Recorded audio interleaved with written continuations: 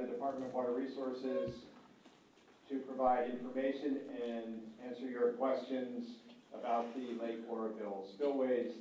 My name is Mike Hardy, and I will be the facilitator for this evening. I'm not an EWR employee, and as some of you know very well, if you've been to the other meetings, I am not a technical expert, so all of your questions will be answered by people who do have the requisite background, or if we need to get more information and get back to you, that's what we'll do. I'm just going to do a few things to get this meeting started, and then we're going to move right into the content. Just a couple of things. Exit doors back there, and exit doors here, and exit doors back there as well. The restrooms, if you don't know, there's one set of restrooms right down there, okay? There is water up here if you would like, and there's also supper. For squirrels, yes. We try, okay, we try. All right.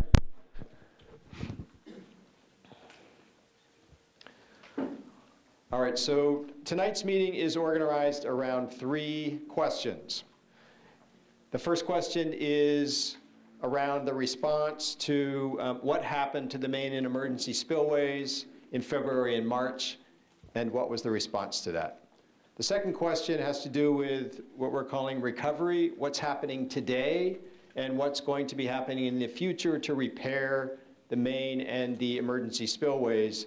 The third question has to do with the likely community impacts of the recovery and how those can be addressed.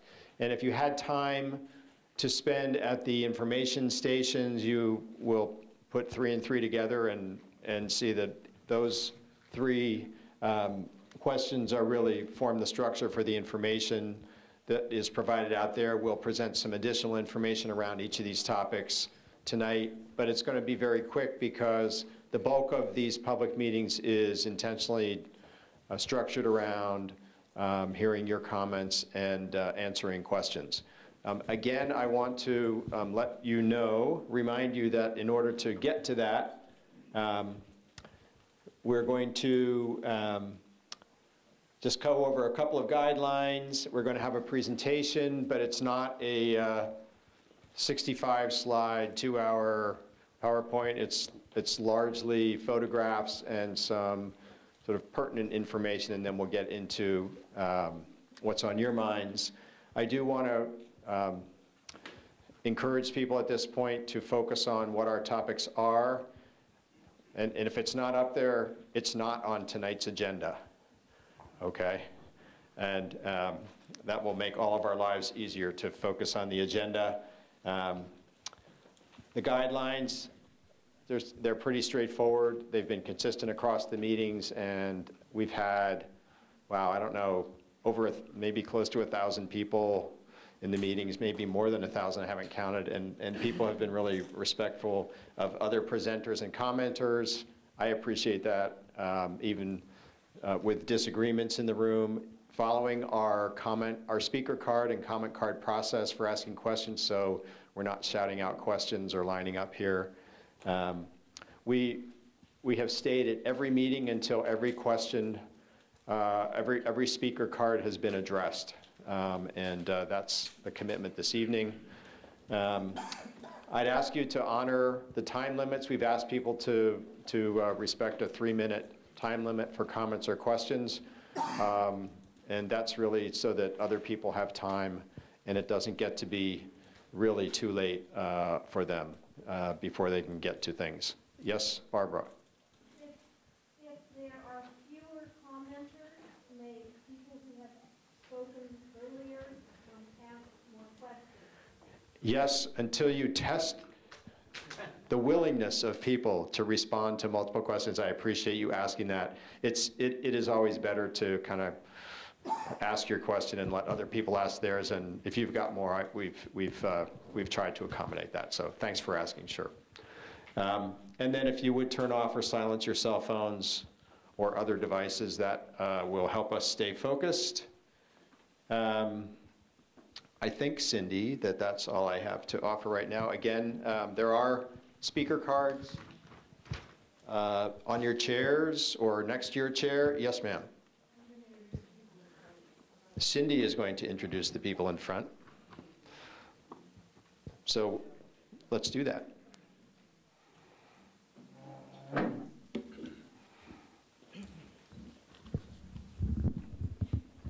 Okay, can you all hear me okay in the back?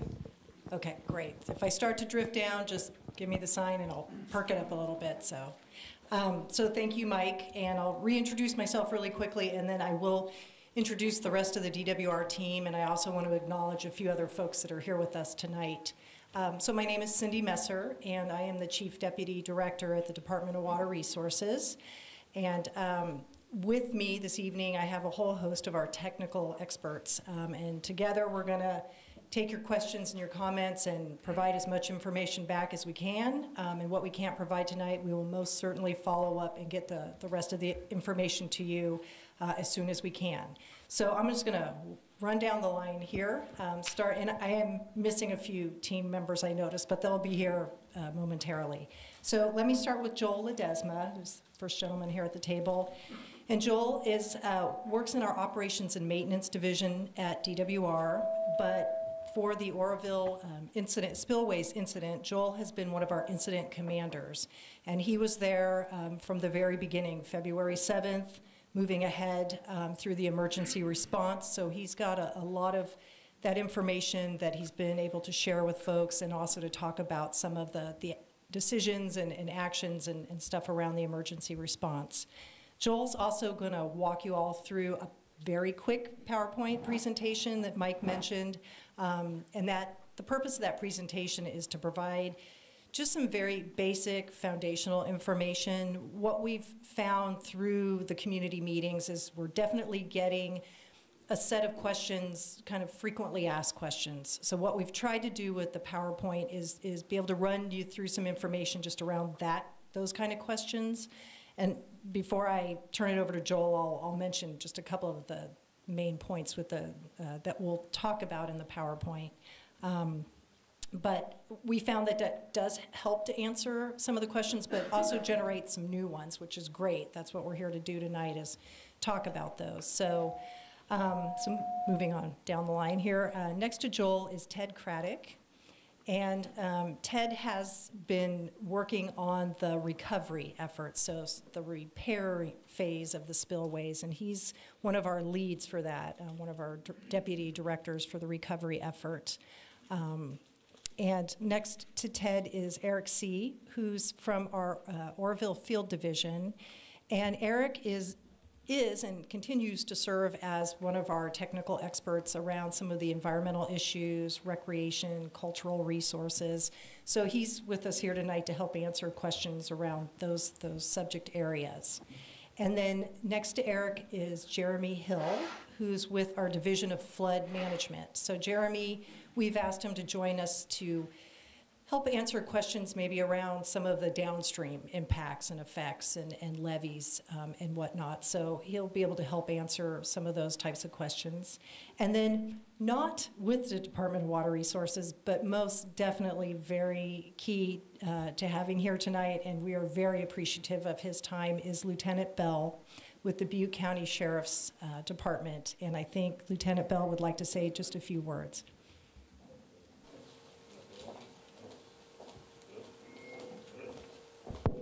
There we go.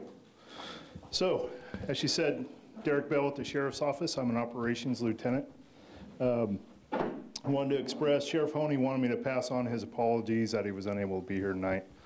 He had a prior commitment that he wanted to honor, so you have me. I'll do my best. Any questions you have. One thing that he wanted me to express to all of you is that the Sheriff's Office continues to work side by side with DWR during all of this. We're still involved very heavily like we were from day one. So he wanted me to pass that on to all of you, and hopefully I can answer any questions that you may have that would pertain to the SO. Thank you. Thank you.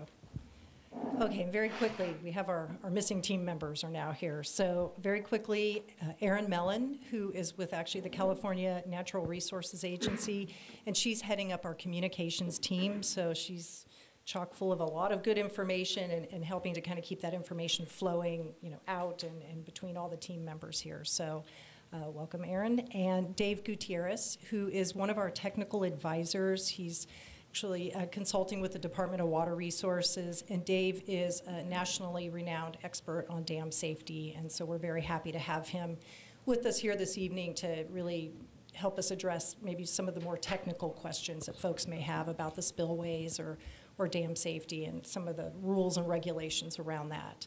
So that's the team up here. There are definitely a few other folks I would like to acknowledge, and I want to turn to Congressman Lamalfa. Sorry, I'm going to get through that. Welcome. We are so pleased to have you here this evening, and if you would like, I'd like to offer you an opportunity to say a few words. Okay. Well, good evening. Thank you, everyone, for putting these panels together here and the other locations you've had them.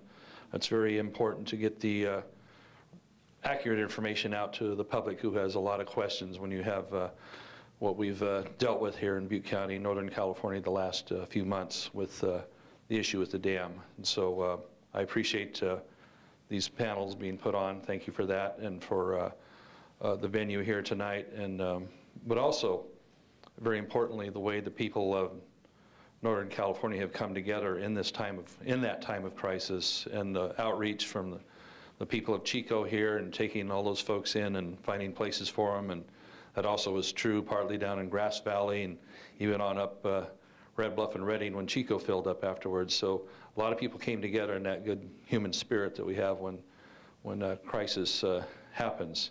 Thankfully, the crisis wasn't worse. And so the emergency personnel that were able to put together a plan on the spot did it as good as they could with what they had at the time. So I commend Sheriff Honey and all of our other emergency responders for making a difficult call, but indeed doing it, because you can't take chances. We have now, having a chance to learn and see how that would work, developing a more streamlined plan, especially for the immediate flood zone area, so they'll have more order to it the next time with that opportunity. So it was a drill in that sense that we learned from, with a lot of expense, a lot of anguish.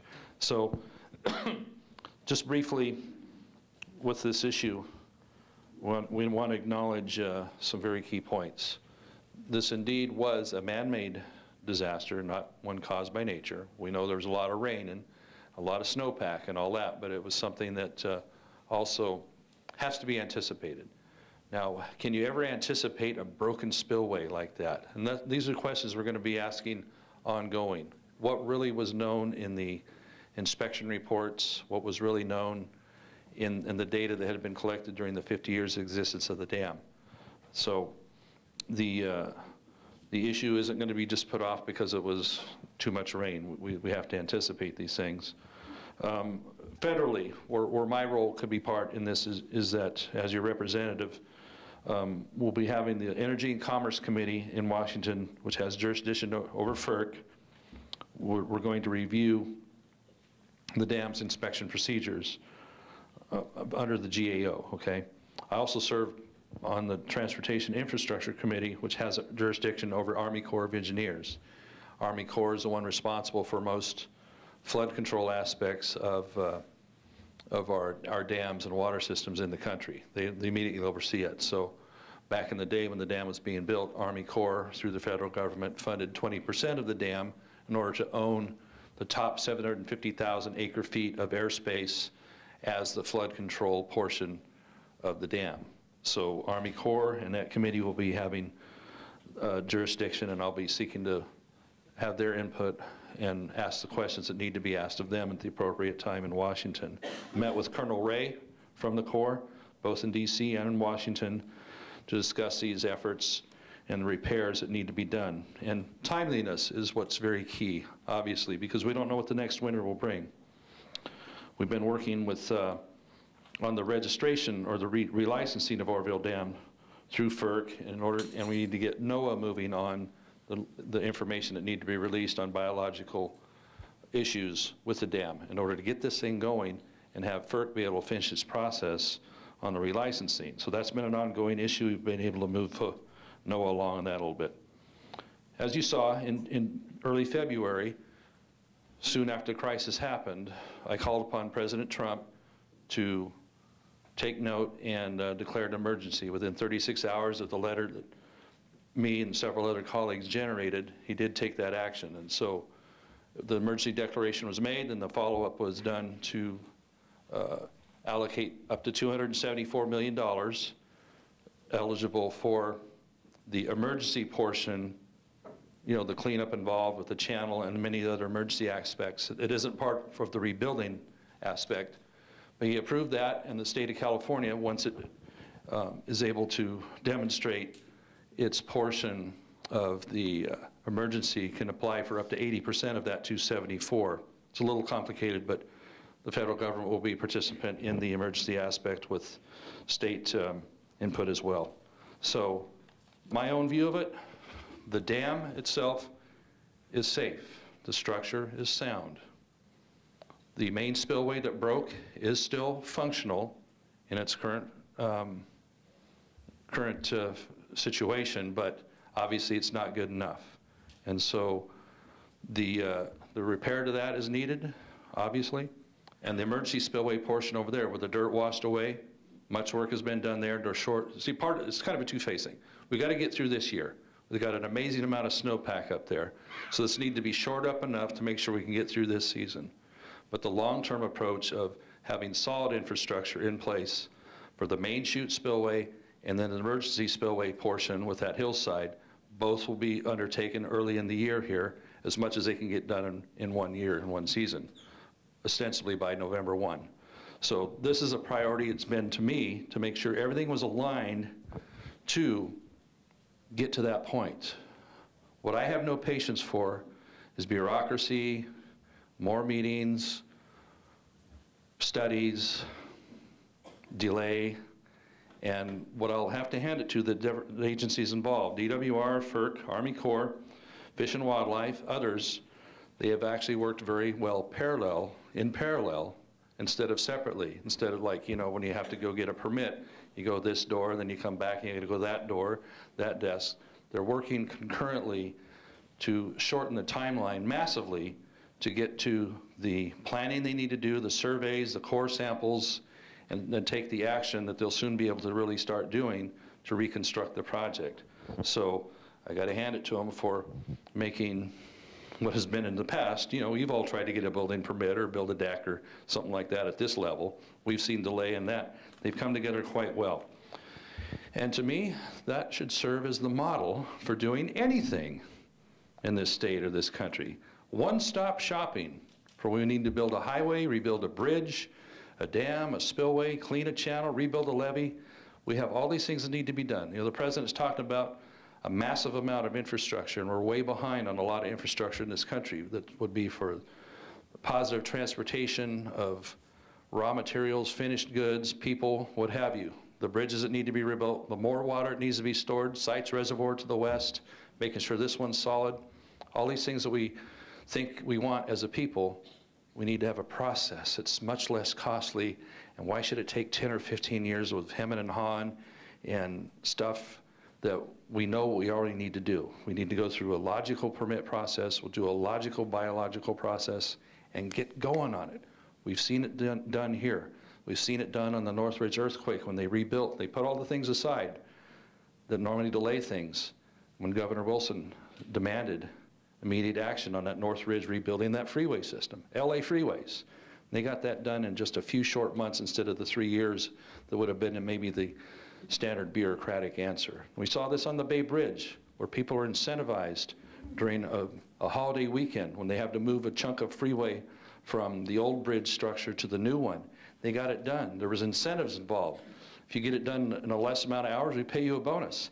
If you're overtime into that first Tuesday morning traffic, you're gonna pay a big penalty. Imagine when the free enterprise and marketplace is involved with speeding things up like that. So this is what we will do.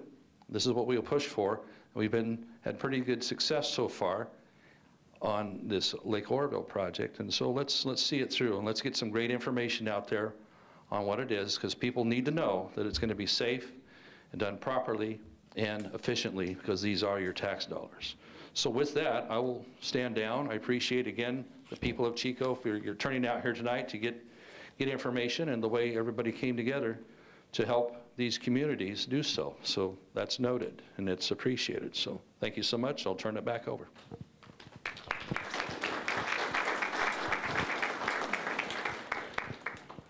Thank you, Congressman. So I would also like to acknowledge Mayor Dahlmeyer of the City of Oroville, and I would also like to welcome you to say a few remarks if you would like to before we get going.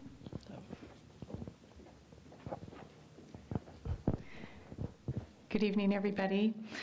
This is not my first rodeo, so I've been to a few of them, but what I did want to do is come to acknowledge the City of Chico and all the residents that reached out to help our community during this spillway crisis. I had an opportunity to speak with several of the churches that took people in, several of the residents and homes. One of the biggest meetings that I had, though, was with the Red Cross, and their information that they gathered about the fairgrounds and how many people that they helped. And they likened it to Hurricane Sandy, but they had more notice back then that once again, to hear it from the top directors of the Red Cross, that even though this was a very instant evacuation and traumatic on everybody involved, including all the agencies, that it was handled really well, and we couldn't have done it with our sister communities. So I just really wanted to say a warm welcome to the City of Chico, and thank you for helping us.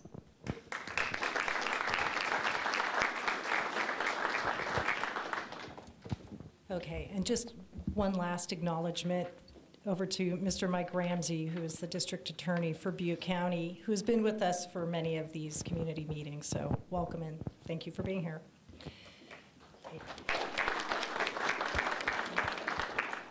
Okay, so just a few more words for me before we kind of go into the information session and then into question and answer.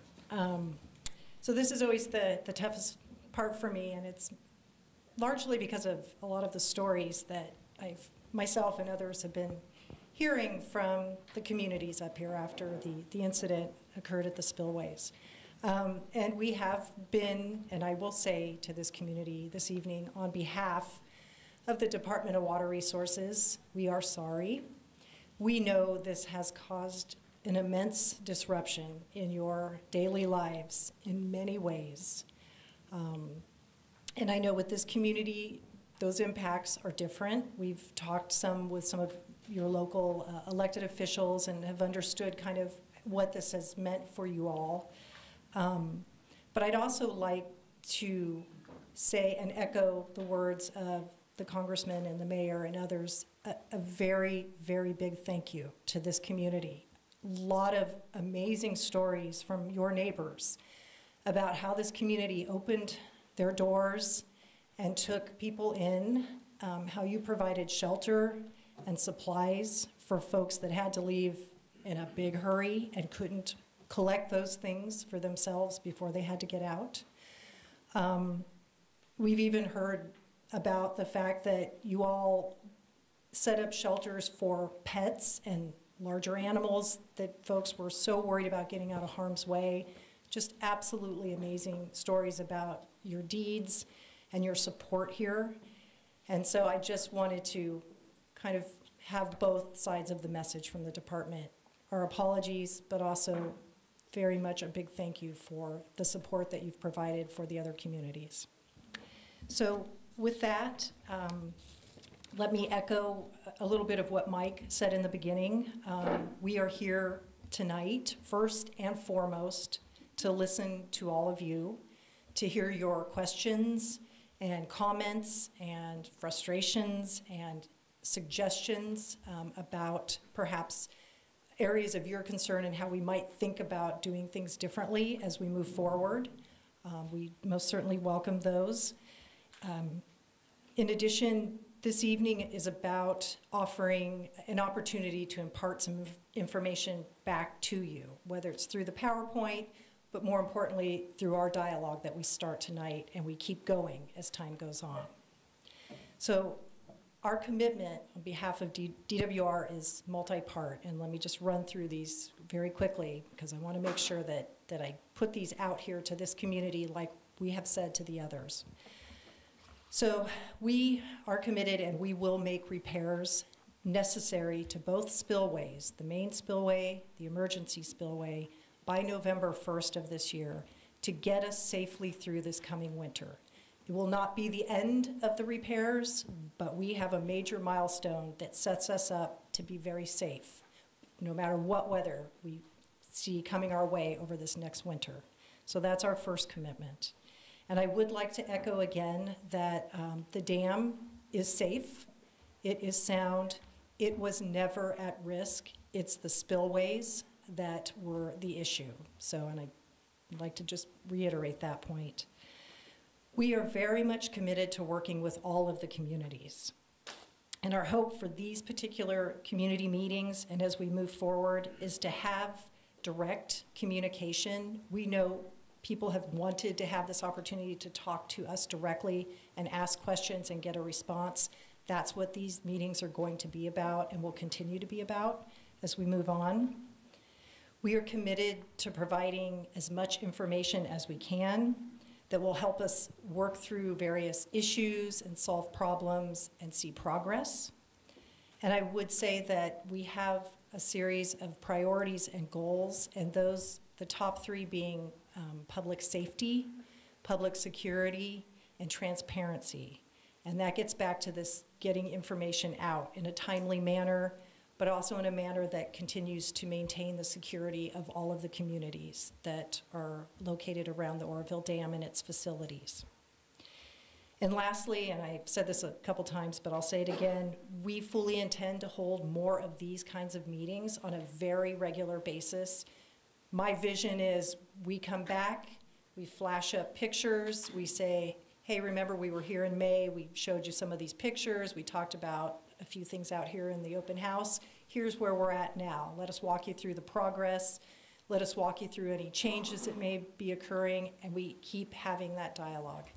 We're going to put information out in a variety of ways. You know, we have a web page on the DWR website.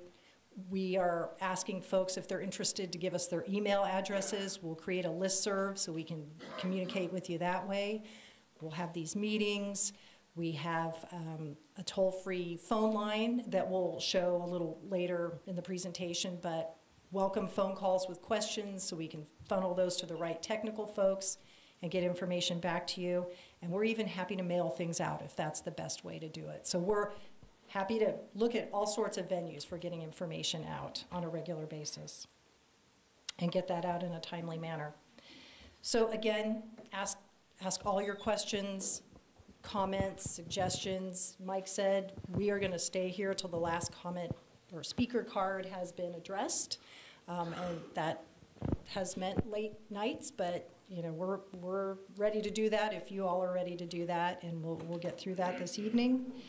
And then now I'm going to transition into the PowerPoint presentation. So I just ask your indulgence to listen to us talk for just a little while longer. Joel's going to run through it pretty quickly. Some of the main things we're going to talk about that we've heard repeatedly in terms of questions and concerns. What is the green spot on the dam? Is the dam leaking? So we'll talk about that. We'll talk a little bit about the role of some of the other groups that are working with us through the response and the recovery efforts. So this board of consultants, the forensic team, we'll kind of talk about their roles and some of the information that's coming out from those groups. We'll talk about inspection and maintenance schedules and who does that and how often and how that information is put out for the public. We'll talk a little bit about operations, the plans for releasing water and what that's going to look like from this point on. We can talk about costs. We have some in here, but happy to talk more about that after the presentation. You know, costs related to emergency response, but also, as we know it today, what the repairs are looking like. And then part of the presentation is to give you an idea of, in terms of what the repairs and recovery to the spillways looks like at this point, knowing that things will change, but we want to give you a sense of what we're shooting for November 1st. So I think with that, I'm going to turn it over to Joel, and thank you all for being here tonight. And while Joel's coming up here, I only have one speaker card at the moment. So the speaker cards fulfill multiple functions. Okay, Barbara has one. So CC, my colleague right there, will be collecting them.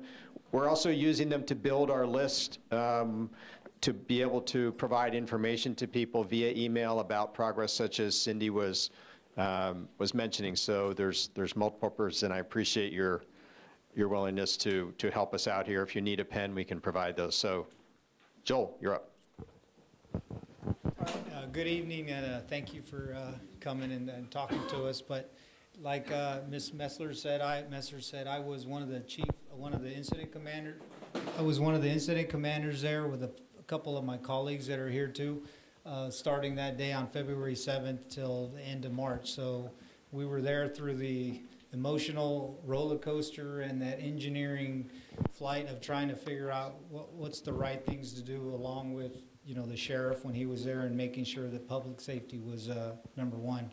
So we'll talk a little bit about what happened to the spillways in February and March and what we did on the response. So kind of giving you just a layout of the Oroville complex.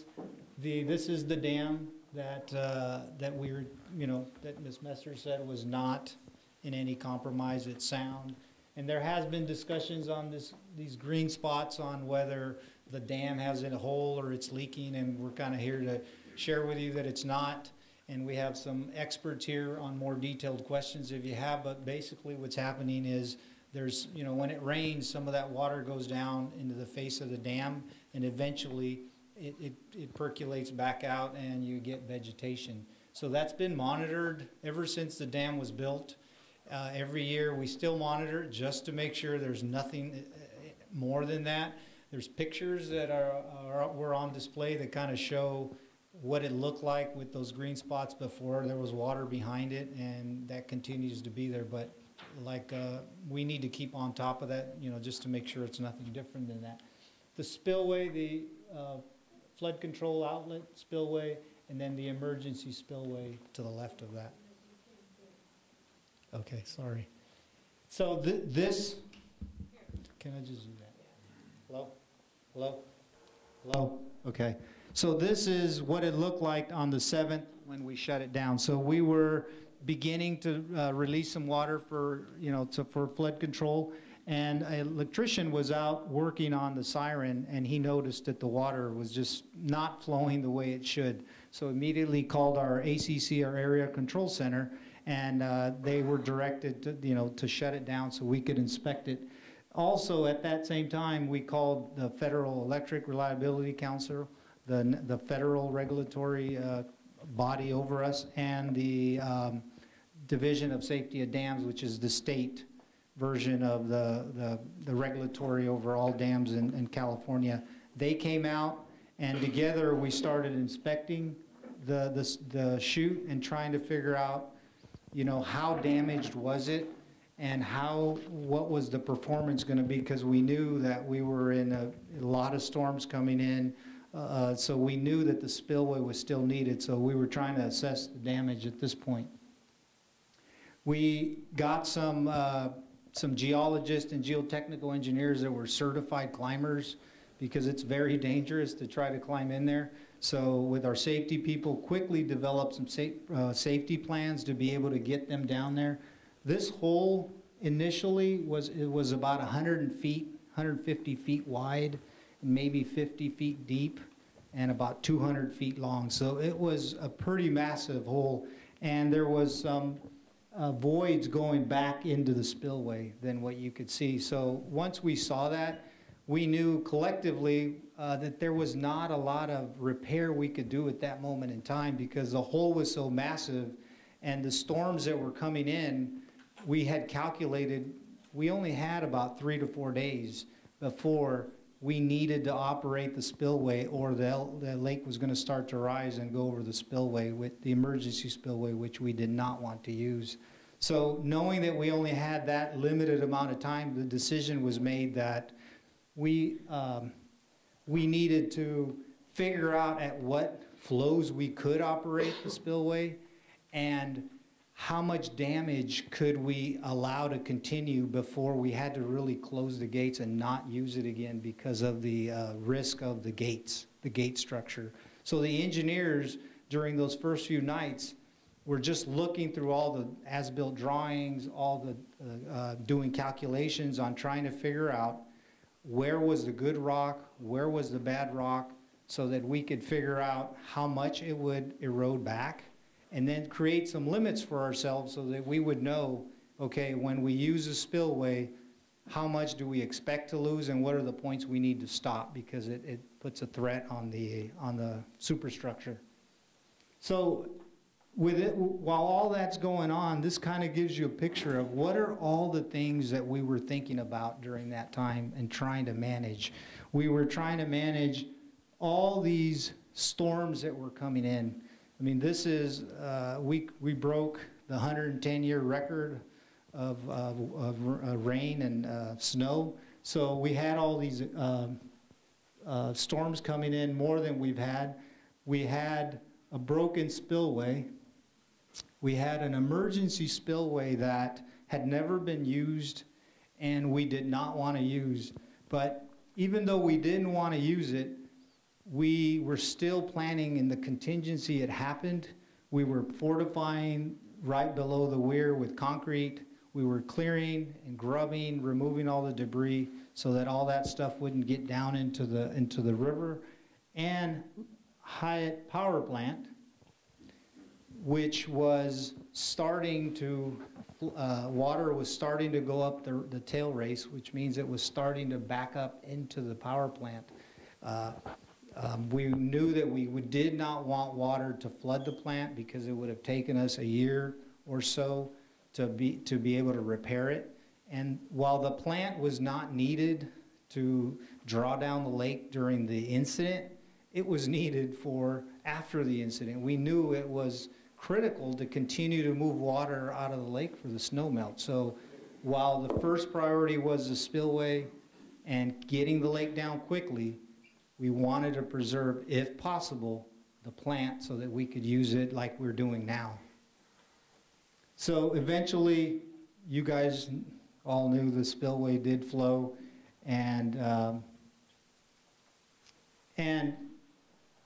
once it started flowing at a peak of about, was it 12,000 CFS, what we didn't expect was that it was going to erode back. So while we didn't want to use it because we didn't know the performance, we knew it would erode the mountainside and maybe cause more debris in the river. We were not expecting the erosion that we got, which eventually led to, with the sheriff on, really discussing and providing him information to the point where the consequence was too great for the risk of not calling a evacuation, which he did. So this is what it looked like as we increased the flows, and you can kind of see it created its own channel to the left. And by this time, after we had flowed 100,000 CFS and it had wiped out all the loose stuff, it's all solid rock now. I mean, so it essentially is working pretty well as a spillway. So that's what it looked like at 100,000. So the evacuation was ordered on the 12th, and that was it was a tough time for us being there too, and knowing what was going on and what was it causing to the community and everybody having to get out. I'm proud of, there was DWR people that had to stay behind.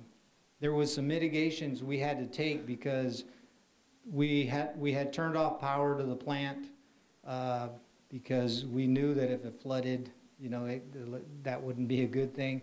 But we knew the gates had to stay operational. We had to be able to continue to operate the gates, even if we evacuated, because that was our way to manage the lake. So some DWR folks had to stay back and install some backup generators basically up in the gate area and down in the power plant for auxiliary power. And that was, to my perspective, you know, they were our heroes in DWR because they stayed back to have to do that. So saving the power plant, they basically built some sandback areas to keep the water back. It wasn't a lot of water that was coming in, but as the elevation was rising outside the power plant, it was forcing its way back in, and it was starting to come in through some of the seals. And so they built this system on the fly with the plant maintenance people and engineers. They figured out ways to, the little water that, how do you keep water out, but the little water that trickled in, how do you pump it back out through the systems and get it out of there? And it worked. They were able to keep the water out so nothing in the power plant got wet. This is kind of a graphic that kind of shows you just over time what was going on. And you can kind of see when the we turned the spillway off because we saw the damage. And these were times when we were testing it. We would turn it off, test it, run it at 20,000 CFS, and then go get the engineers to go back out there and inspect it. And eventually, we all agreed with FERC and DSOD that it was safe to run at that 50, 60,000 CFS, so we ran it up. What got us was these storms that just wouldn't stop and were staying longer than the forecasters were thinking. So this jump here that we eventually got at about 196,000 CFS was projected much lower than that, at around 150. And at 150, with the spillway level where we had it, was enough to keep the lake low enough to not spill. But these changes were coming in every 4 or 5 hours when we were getting new inflow from the National Weather Service. Kept climbing and climbing, and we were trying to chase that, and eventually it climbed so high that it went over the spillway, and then this is when we increased it to 100,000 CFS and eventually brought the lake back down, and the erosion stopped. So what's happening today? So like it's been said before, public safety is number one.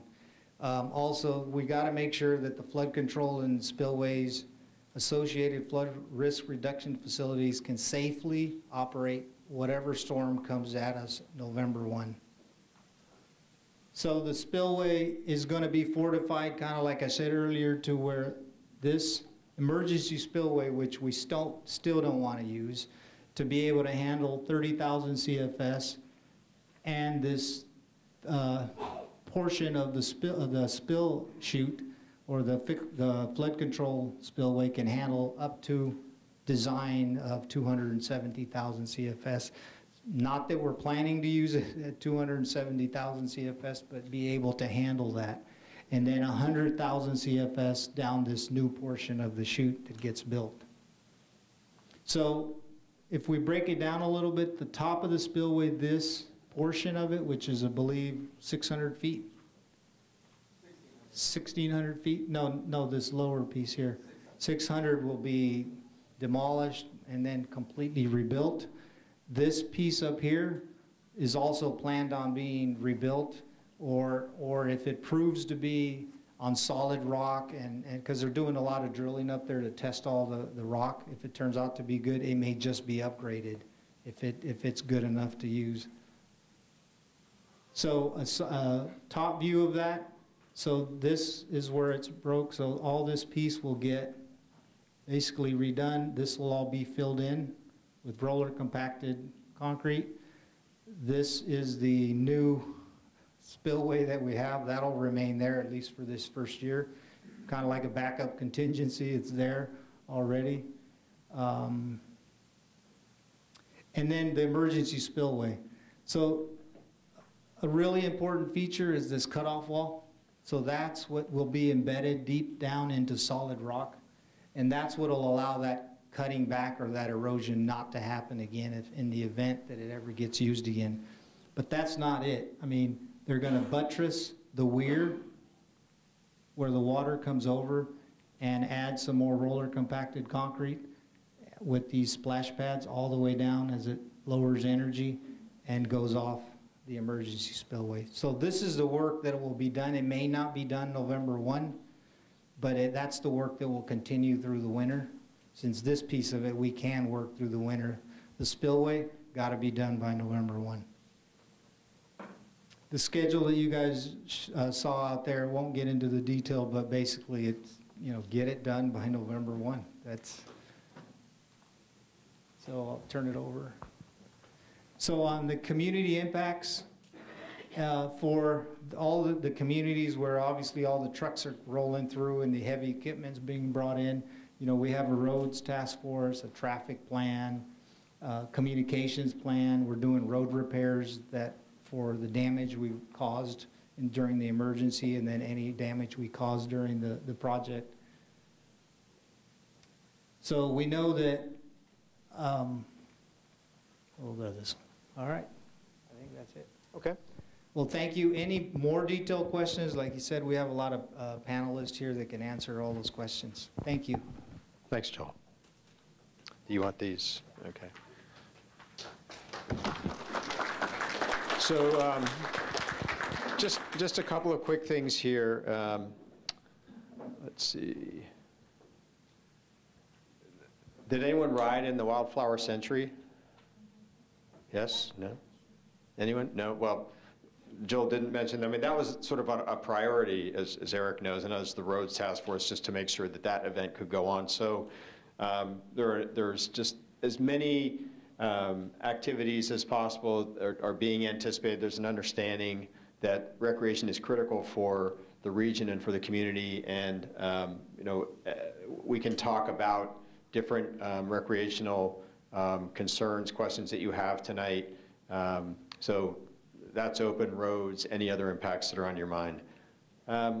There's a lot of outreach going on, and as Cindy said, we're going to continue expanding. My message to you is, as part of the communications team, if there is a way to get information out that you can let us know if there's a gap, okay, or there's a group of people or a sector of your community that we're not able to reach who need information, please let us know, and we'll work with you to figure out a way and work with them to convey the right information and find the right people to communicate with. This is just a list of some of the things that we're working on right now.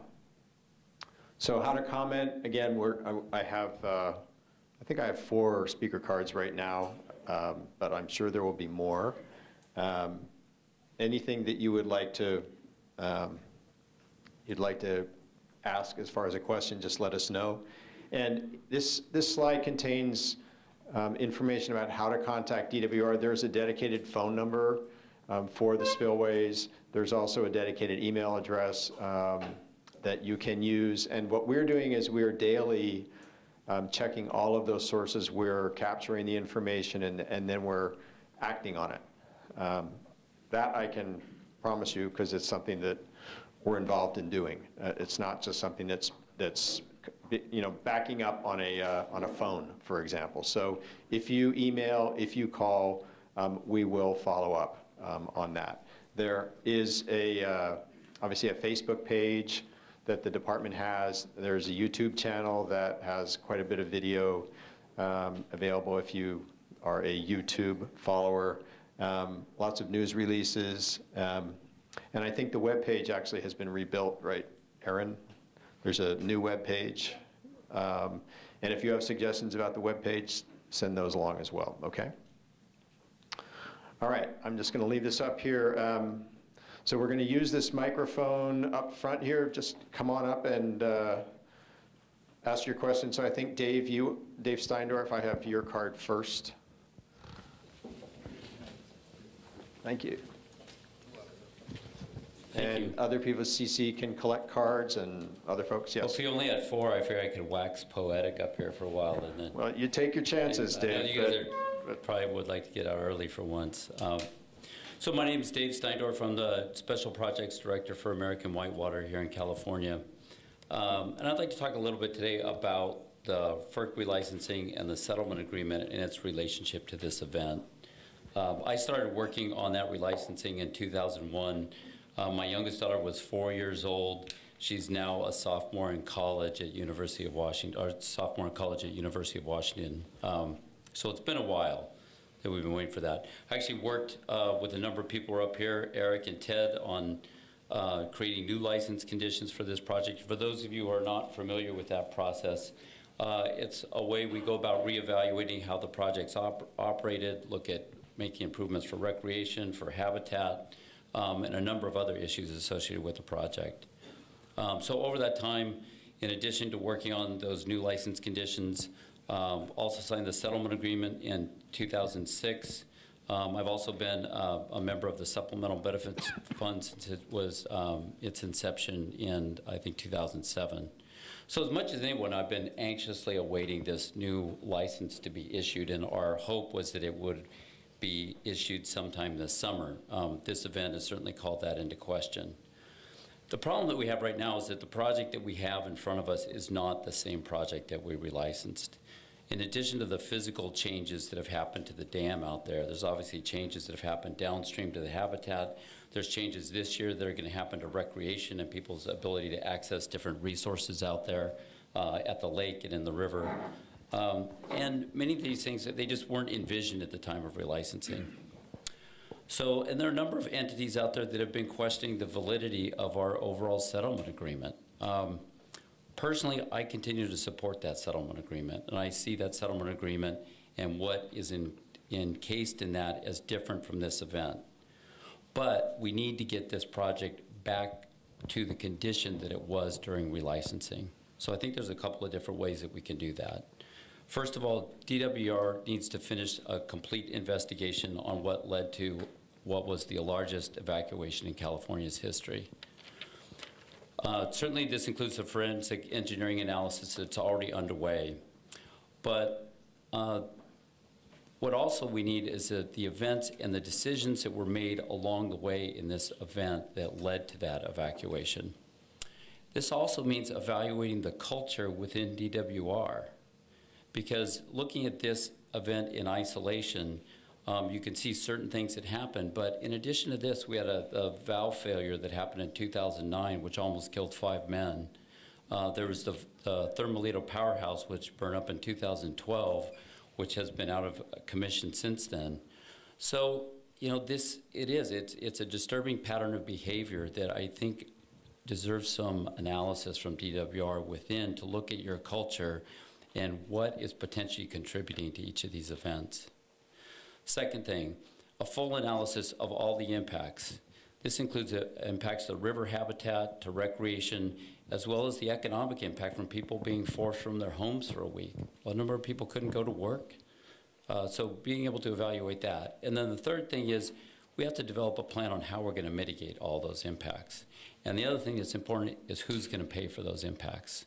It's no mystery to anybody in this room that Butte County and Sutter County are 2 of the poorest counties in the state, and our ability to absorb the impacts from this event are limited at best. So if the department's going to be able to rebuild the trust with this community, you need to take these steps in an open and transparent fashion.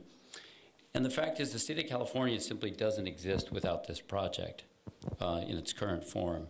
So it's our hope that we can work with you all to take these steps to mitigate these impacts, and so that this project has benefits that go forward for all Californians.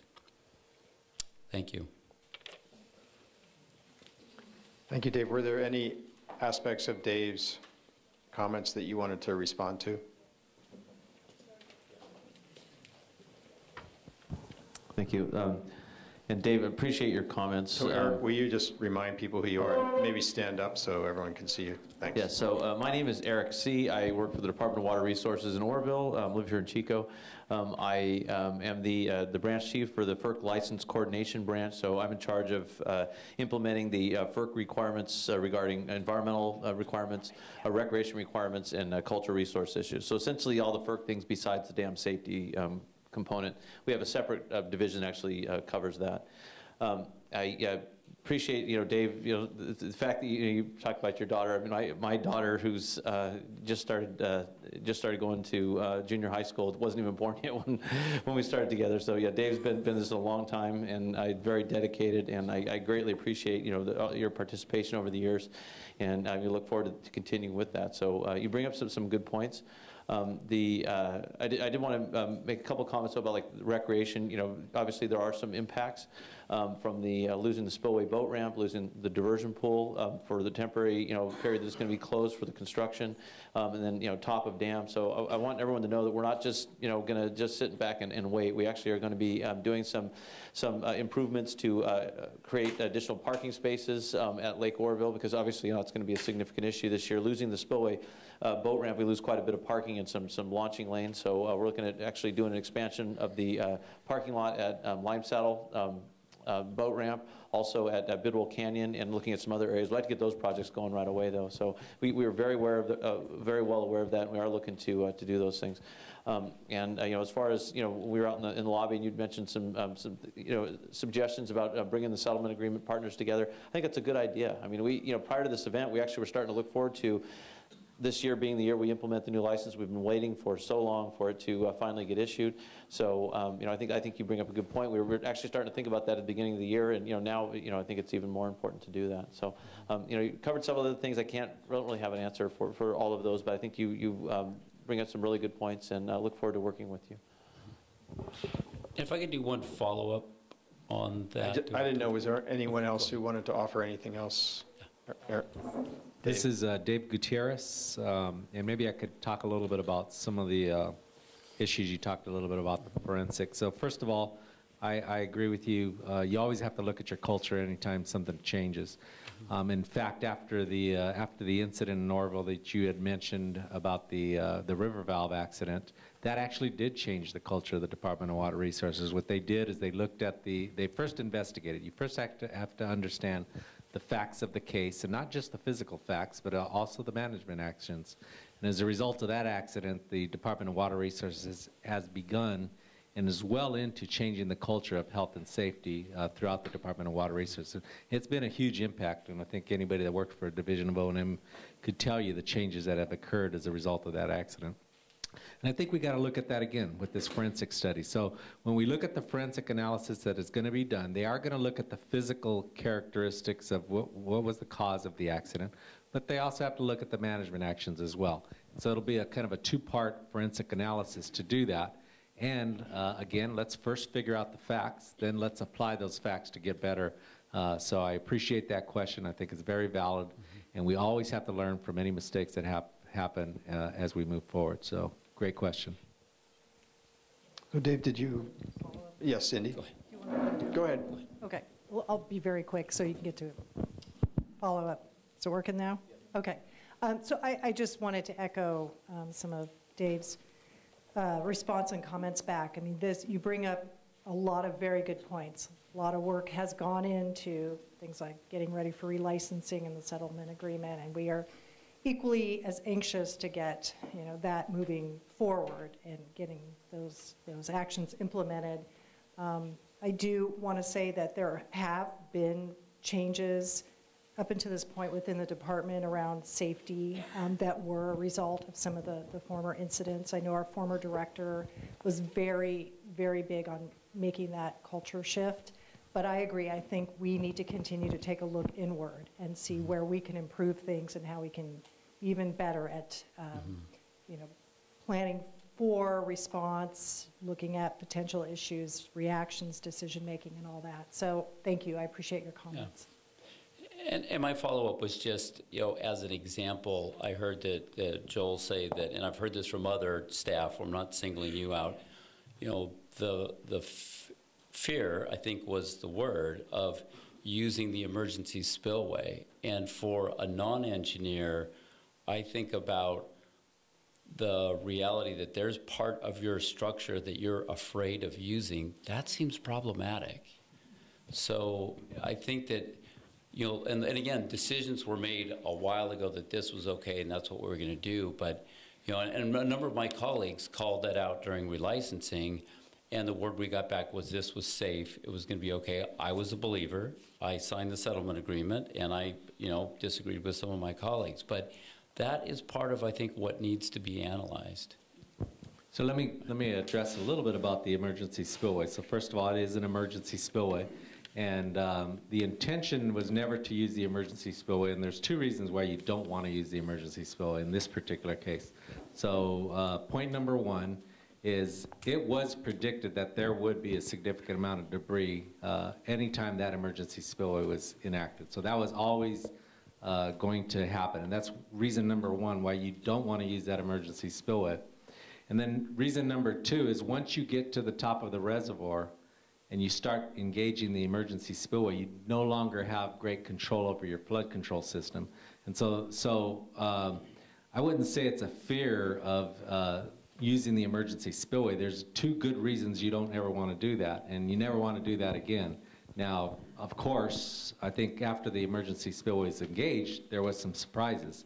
Now, although we all knew that there was going to be a significant amount of debris into the river, what we didn't really expect is that much degradation of the rock, of the fractured rock, going towards the spillway. So I think certainly a valid point. I think we got to look at that emergency spillway. It's got to be, if it's designed there, it's got to be, you got to be able to use it. But the reasonings why we didn't want to use it are those really two components. Yeah. Joe. Yeah, hi, this is Joel again, and he's right on. It wasn't a fear of we thought it was going to erode back. It was the fear of it was uncontrolled, and as a dam operator, you don't ever want to have uncontrolled releases, so we didn't want to go there. We did do the contingency of the grubbing and even shotcreting a portion of it, because in the event we used it, we didn't want that stuff to all land in the river. But yeah, it was just uncontrolled releases are just not a good thing, and so we didn't want, I used the word fear, that's what we were afraid of. And I think what you would hear from the lay public is that understanding that any dam has an emergency spillway, it is your last line of defense so that you don't overtop the dam and have the dam fail. I know that others in my community would argue that that last line of defense should be much more robust than it was. And that's simply the point. I think we all absolutely agree with you on that. Yeah. Thank you, Dave. So my next card is from Alberto Ramirez, and then after Roberto, Barbara Lemus. Do you want your card? Would you like this, or do you know? Okay. Yeah, thank you. My name is Alberto Ramirez. I'm actually a resident of Yuba County, but I couldn't make the other meetings, so I have to drive all the way up here. My, just out of curiosity, is the cost of right now is of the $270 million plus or minus, is that you think is going to be the final, or we're going to end up with doubling that? I can address that, and Ted, I don't know if you want to jump in after too. Right now, I would say the $274 million is a contract with Kiewit, and that's for the construction work starting maybe a month ago up until January of 2019. That is definitely not the final dollar figure. We're estimating right now about a $500 million figure for all of the work, so that includes staff time, electrical work, and all of the construction work. And I want to be clear and answer this question maybe ahead of when it comes up. This is not going to be a taxpayer-funded project or repair. This is a state water project facility, and as such, both the maintenance and operation and the repair cost are borne by the state water contractors. There are 29 of those across the state: Metropolitan, Santa Clara Valley Water District, Zone 7, and 26 other ones. So they're really the ones who are going to be funding the repair costs. That being said, the state is looking into federal funding through FEMA for the emergency aspect. Thank you very much. Barbara, and then after Barbara, Ken Bettis. You know what I can do, Barbara? I can. That's fine. Okay. Okay, does that work? Okay. I'd like to start out with you, Lieutenant Bell. I can't tell you how many hundreds of people I've talked to where I sing Sheriff Honey's praises. Utmost courage. So nice to know that somebody was here looking out for us, so please pass that on to him. Very much. I'll be honest to all of you, as well as the audience, that our agency, Aqua Alliance, has an adversarial relationship with DWR, so you probably won't be surprised by some of my points that I'm going to make and some of my questions. It's obvious that DWR was not prepared for an emergency. A fool could see that. What's sad is that you were not prepared even for maintenance. And I want to bring up just a few points on this current issue alone, let alone historic areas where DWR breaks trust with the public. Our local newspaper, the Chico Enterprise Record, asked if you wanted to see photographs that they had of the spillway, and they were ignored. The public heard over and over again in all of these countless meetings that were held in Oroville in the press room that everything is fine, everything's under control. And then there was this debacle. The governor shows up after all of this has happened, and a reporter is goose-stepped out of the room and told the governor is not here. Now, if you want to build trust with people, that is not the way to behave. And then we find out yesterday that 300,000 salmon have been killed because you weren't prepared for that either. And so I'm glad Dave brought up culture, because it's in my notes too. You didn't want to look bad early, so you kept saying everything's fine, everything's going according to plan. It was so obvious everything was out of control that the limited outreach we could do on Friday before the evacuation, we were alerting everyone we could to contact everyone they knew in Oroville to prepare for an evacuation, and to help anybody, any neighbor that was elderly or had pets, to get ready to get the hell out of there. Why was that not done? Just prepare. But you didn't want to look bad. You didn't want to look like not only is the dam flows, they're out of control, you didn't want to look like your agency's out of control. And again, I come back to thank God for Sheriff Honey. Now, I've got a number of questions. We'll see how long it goes. I want to hear, because you didn't mention once tonight, and I wanted to see if you did, there's asbestos that came from that cavity. And that's been demonstrated by Chico State geologists as well as the Butte County Air Quality Management District. You know, I want to know how you're going to disclose these things to the public on a regular basis, where the spoil's going so that people that live near them might get concerned as everything dries out and that things become airborne. I have tried through the California Department of Fish and Wildlife and through NOAA Fisheries to find out what information is available about asbestos, this type, to aquatic resources. I'm not able to get much of an answer. I think that should be a major focus.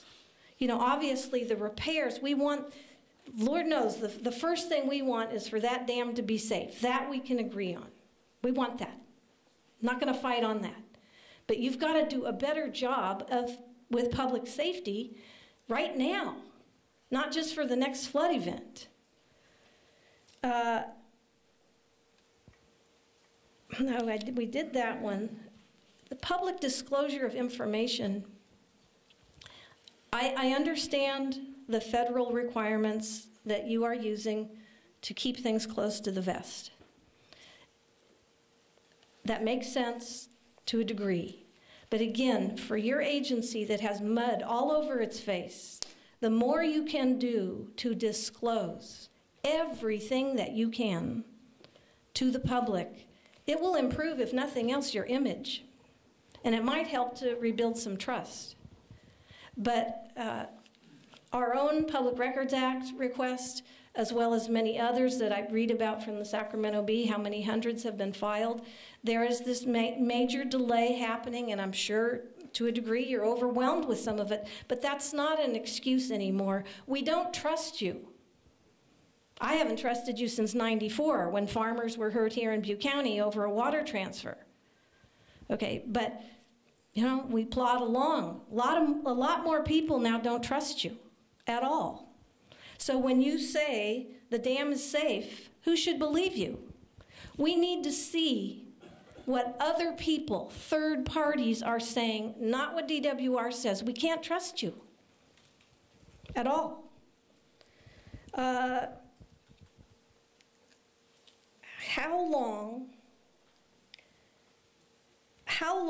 will long-term construction affect the water contractors? The same water contractors that did not want to pay to make the emergency spillways something viable.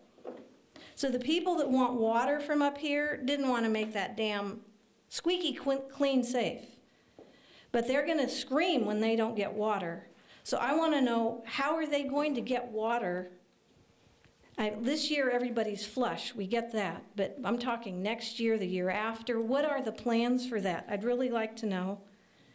And I think that there should be a point person.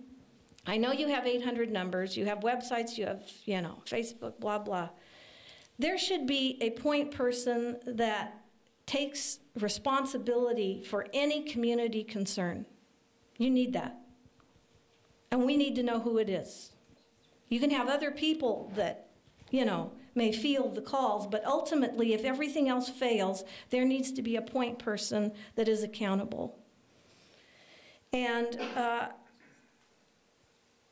the last thing, I'll just bring a little levity into it. When I got here and I saw that we had highway patrol, I mean, all this safety, you know, it was like, Lord, and I went up to these nice gentlemen and I said, are you here to protect us or to protect them? So you don't have to answer much of this. I mean, you know, I would like at least the asbestos thing. I want you to bring that up tonight. But the rest of it, we need to all hear about this down the road. The other questions and points, please. Thanks very much for your comments and for coming tonight. I think Andrew with Fish and Wildlife can talk about, you can talk about the asbestos bit. Is that Eric? Or Ted? So we are going to address that for sure. Sorry, Andrew. I want to talk about a few other things that you mentioned. Public disclosure of information. I'm glad you brought that up. So as you commented, since September 11th, and Dave can talk about this a lot more, he sat on the National Dam Safety Boards and the Homeland Security, what is it called? Department of Homeland Security Dam Sector Division. Mm-hmm. So this is a real concern. I understand. And I appreciate your understanding of that. We are putting out as much information as we possibly can to keep the public informed, but also safe, because as Cindy said, that is our first priority as a Department of Water Resources. If you look at the material that we've put out so far from third parties, like the Board of Consultants, the first Board of Consultants memo is out in full. Mm-hmm. The second Board of Consultants memo, only 8% of the information in that is redacted. The third Board of Consultants memo, 8% again. The fourth Board of Consultants memo that was just posted last week, 4%. So it's a very small amount of information that we're redacting, and we're being very strict about what we redact because we want you to see this information. We want you to see what these guys are talking about. The forensics team, who is charged with actually figuring out the root cause, they put out a memo yesterday that we published in its entirety. So we are... It's not easy to find on your website, let me tell you. It's, can we... We can put up the link. I looked today, so I mean, it just wasn't easy. I'm not saying it's not there, but I don't know if we're online, but we can get. We'll put up the link. Thank you. It's the website is we try to organize it in buckets of information and who the audience member is, so I can give you that link directly. I'm happy to do that, and we did put out a press release, and we did send it I to saw the all the press local release. I media. saw the press release. So in the press release, there's a link to it within that document. As far as your question about who's accountable to respond to the community. Hi, my name's Okay. Erin Mellon. Can I have your card? I don't have a card on me. I'll give you my contact information. Okay. I would say, obviously, there's a huge team of people who feel very responsible to respond to the community, and I think everyone would be happy to stand up and say that they're personally responsible. I think Director Croyle would too, and I think my boss, Secretary Laird, wants to make sure that we're being responsive to the community. As the person who's taken on communications for this, I've been on this for what, 3 weeks? So I'm getting up to speed, and I'm sorry that the communication hasn't been there since the incident. We acknowledge that that was not the best. We didn't show our best face, but we are doing what we can now to move forward and be better. Okay, And I would encourage you to work with your legal team that is holding up Public Records Act requests. So and I know they're overwhelmed. I can imagine they are, but we're all after the same material.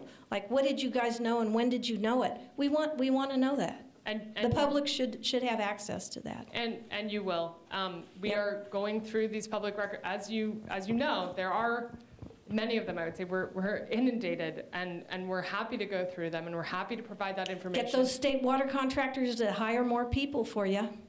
Well, the state. I mean, we have our own legal team, but obviously there's only so much staff time that we can spend going through those. We are going through them. We are going to be responsive. It does take a lot of time when people, individuals, the public, and reporters ask for every piece of email communication or documents from hundreds of employees, and they list each employee by name. You can imagine how many documents that is to go through, and to have hundreds of those come in. But you should buttress your legal team so it could happen. I mean, you should. I assure you, we are doing what we can. It's just going to take. It will take some time, and that's.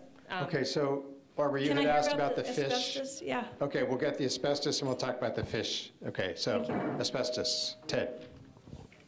Barbara, I'm Ted Craddock. I'm working on the spillway repair. What I'll share regarding the asbestos to the group is that our geologists discovered a very small amount of asbestos in the overall rock mass on the site. But nonetheless, we immediately reached out to the Butte County Air Quality Management District and have been employed a very rigorous monitoring and sampling protocol of not only the rock that's being moved around on site, but air quality sampling, and we've set up perimeter monitors to ensure that the air quality is within acceptable limits. Additionally, we've developed a mitigation plan with the Air Quality Management District and have been providing the test data. Up to this point, we've had just a very minor amount of samples that have come back positive, and so we're implementing actions such as dust control measures to ensure that the material doesn't leave the site. So we have a very robust program in place, and we're going to continue to work hard with the Air Quality Management District to ensure that we take the appropriate measures. Well, may I just ask, that massive amount of spoil that came out of the crater, as it were, that is, called green schist, that has this material in it, you're saying very little of it has asbestos? Yes, that's correct. The overall rock type is called amphibolite, right. And then there's some very small stringers of asbestos-bearing rock. And so, we are processing the materials, and as you said, moving them around the site, and we're sampling them regularly, and have only had a few samples come back positive. So, but nonetheless, we've implemented very robust, watering programs to keep dust down, and then we're monitoring around the site to make sure that if materials are airborne, that we would catch them immediately and take measures. Well, I have great faith in Butte County Air Quality Management District, and you will keep it moist through the summer, the hot months? That's so correct. that it doesn't affect residents. And I would like it if you could, and I'll step down now, is that if you have any science on impacts to aquatic species from the asbestos, I would appreciate if you would share those. Thank you. Okay, thank you. Yeah, I'm not aware of that particular item, but we'll take that comment. Thank you, Barbara. So it came up, I was out of the room. My name is Andrew Hewen, and I'm a public information officer. Aaron and I work together about every day. I'm responsible for the freshwater fisheries in California as the information person. I'm not a scientist or a biologist. And it came up a little bit, and it's in the news today. We had a fairly significant fish die-off about 36 hours ago now. We're saying between 200 and 300,000 fall run Chinook salmon died in the hatchery yesterday morning. So Tuesday night, Wednesday morning sometime. 300,000 is a big number. It was caused by an electrical short, a wire that burned up, and a pump stopped running, and the fish essentially suffocated. Now 300,000 sounds like a big number, and it is. That's a lot of fish. But at the end of the day, it's 1% of the total fish production of the state.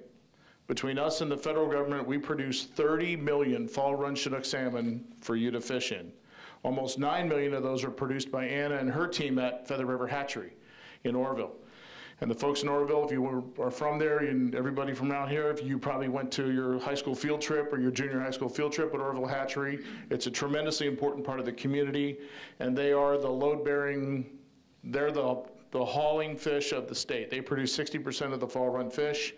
The folks there did heroic work to save the fish in February, and they did heroic work yesterday morning. If it hadn't been for the guy who lives there in the hatchery to get up an hour before he was supposed to go to work and walk through the hatchery and see what was happening, get on the phone to every single person that he could, and save potentially the 2 million fish that are still there. So 300,000 is a big number. We mourn the loss of those fish. We're very upset about it, along with DWR. We have plans in place. Again, this just happened, so we're going to try to do everything we can with redundant equipment and some additional resources to make sure it doesn't happen again. But we want to acknowledge the fact that we had 300,000 fish lost, but it was mechanical failure. It was nothing negligent. It was nothing, it was just bad luck, unfortunately. But this equipment's been running virtually nonstop since February 7th. This is auxiliary equipment. It's not the primary equipment for the hatchery. So Anna and her staff did a great job. We're sorry for the loss of the fish. We're very unhappy about it. We're more unhappy than you are.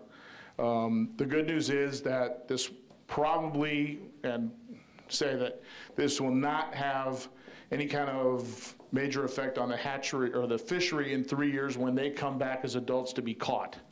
So if you fish for salmon, in 3 years you should be fine. Thanks, Andrew. So Ken Bettis had asked that I read this card, and then Reyes Barboza is up next. So the question that Ken had is, how much has been spent so far, and then when will Kiewit take over?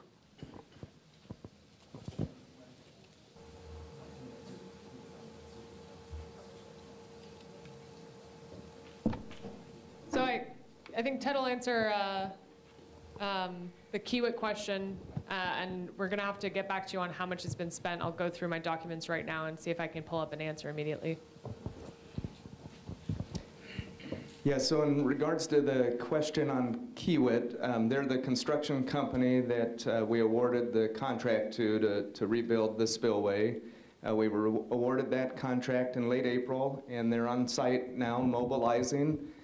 We expect that they'll have basically their construction office set up within the next week and a half, and they're bringing out the equipment to rebuild the spillway coming across the country. They're bringing out concrete batch plants, rock processing plants, cranes, and various equipment that will need it to actually carry out the work from June through November.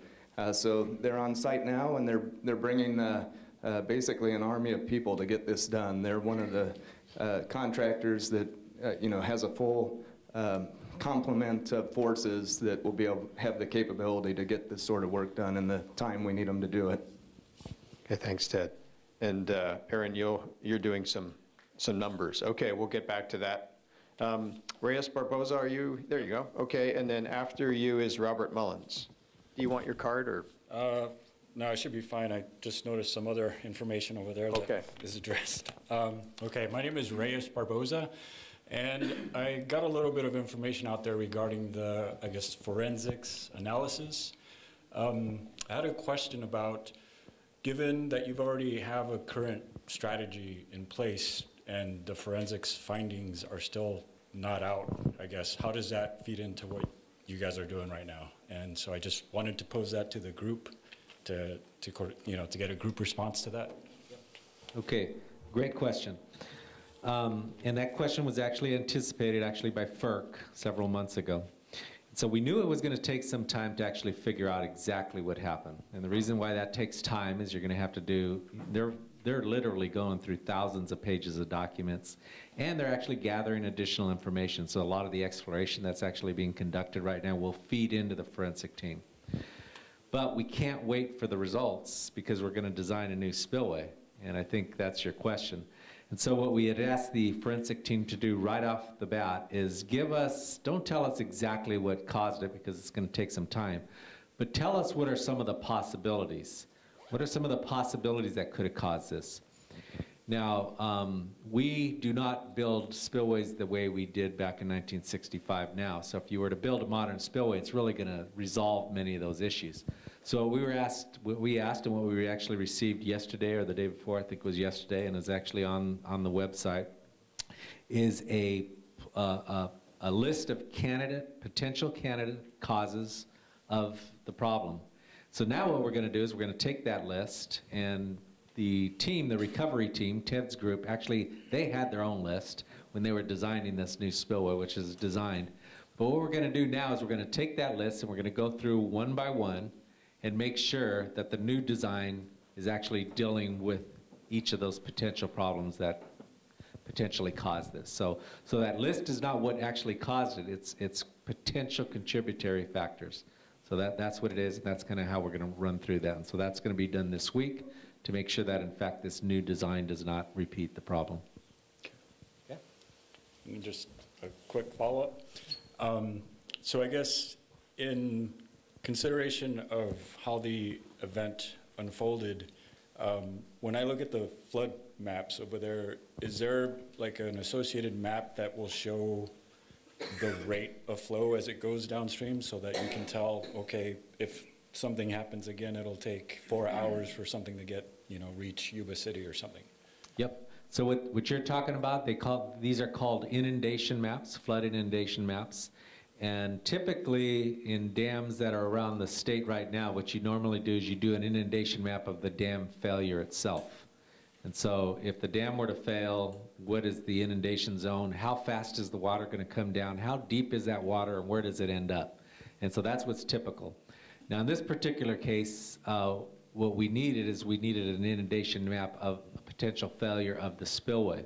And so this is actually going to be a new required law, most likely. We're expecting that to pass in the next few months, to actually do inundation maps not only of the dam failure, but of appurtenant structures. Appurtenant structures are things like spillways or gates and things like that. And so in this particular situation now, we had to actually, during the event, create an inundation map of that spillway failure. And you have to make assumptions, and usually you make conservative assumptions, meaning you pretend like, okay, the spillway's there at 1 second, and then the next second just take it away. And then you run that scenario through the rivers, and then we can create these inundation maps, and it will outline exactly what you're saying. So it's going to outline the depths of water that could potentially be, and when that water gets where throughout the system, because it does take hours to get through the system. Okay. All right. Thank you. So Robert Mullins, oh, yes, you've got something. Yes. So far, $133 million has been spent. $133 million. That includes staff time? Yes. Yes. $133 million for what? For everything so far. So all the staff time, all the construction material, everything that has been included in the last 2.5 months or so since February. Are you saying stuff is on the ready for a patch-up job or what? I mean, that's a lot of money. Yes. Does all the emergency spillway that was work that has been done up to now, so when the emergency hit, And we started fortifying the spillway even after we used it because we were still in an emergency state.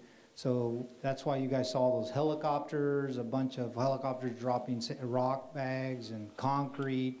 So a lot of it is that, and we've spent money on the spillway itself because even though it's broken, we anchored it. We put 36 anchors that were put down into the solid rock to make sure, at least even though it was broke, that it was still stable. They shot creek underneath the front so that the erosion, when you're ramping down, when you start opening it up or closing it in those low flows, because that's when the water really starts to cut back. They shot creek underneath. So they did a lot of that type of work and a lot of staff work and the emergency itself. That you're speaking of the main spillway. The main spillway and the emergency spillway, and then some of those costs do include, you know, CAL FIRE, dredging, all the 1.7 million yards of sediment from all that hauling, getting it out. So all of those costs and staff time is what makes up. You're Robert, right? Yes, sir. Okay. Thank you, Robert.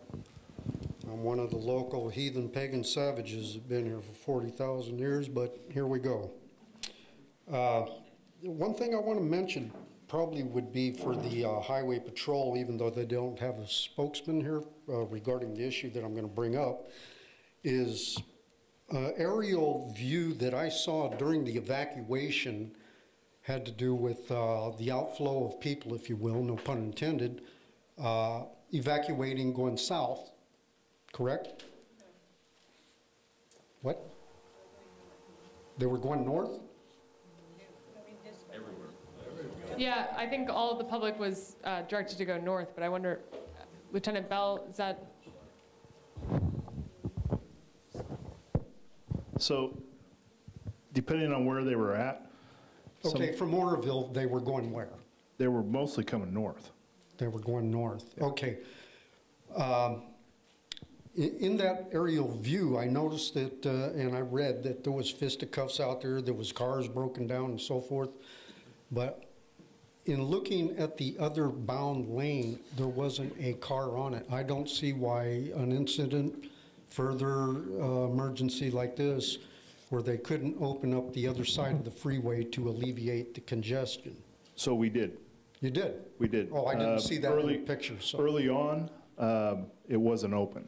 But once the congestion started building up more, CHP pulled the trigger on that really quickly, set it up so that they'd have all the roads blocked between here and 149 and 99, I believe, and so that we could do the contraflow, is I believe what they call it, where they had northbound traffic going on the southbound lanes, just to alleviate that pressure. They did do a good job, very good job. Good job. Okay. Cost for what design? Has there been a design? One thing that this gentleman brought up, he said the main hole was going to be filled up. No, so during, this is Joel. No, what I said was during the event, obviously we were trying to look at can we repair this hole in the time we had to continue to use the spillway. So just when it happened, we were looking at what were our options. Okay, I worked construction for 38 years. Last job I had was building a power plant from ground floor up for PG&E. I worked for Bechtel, Frucon, some of the biggest companies, including Kiewit, in conjunction where a site I would be working, not necessarily under their payroll.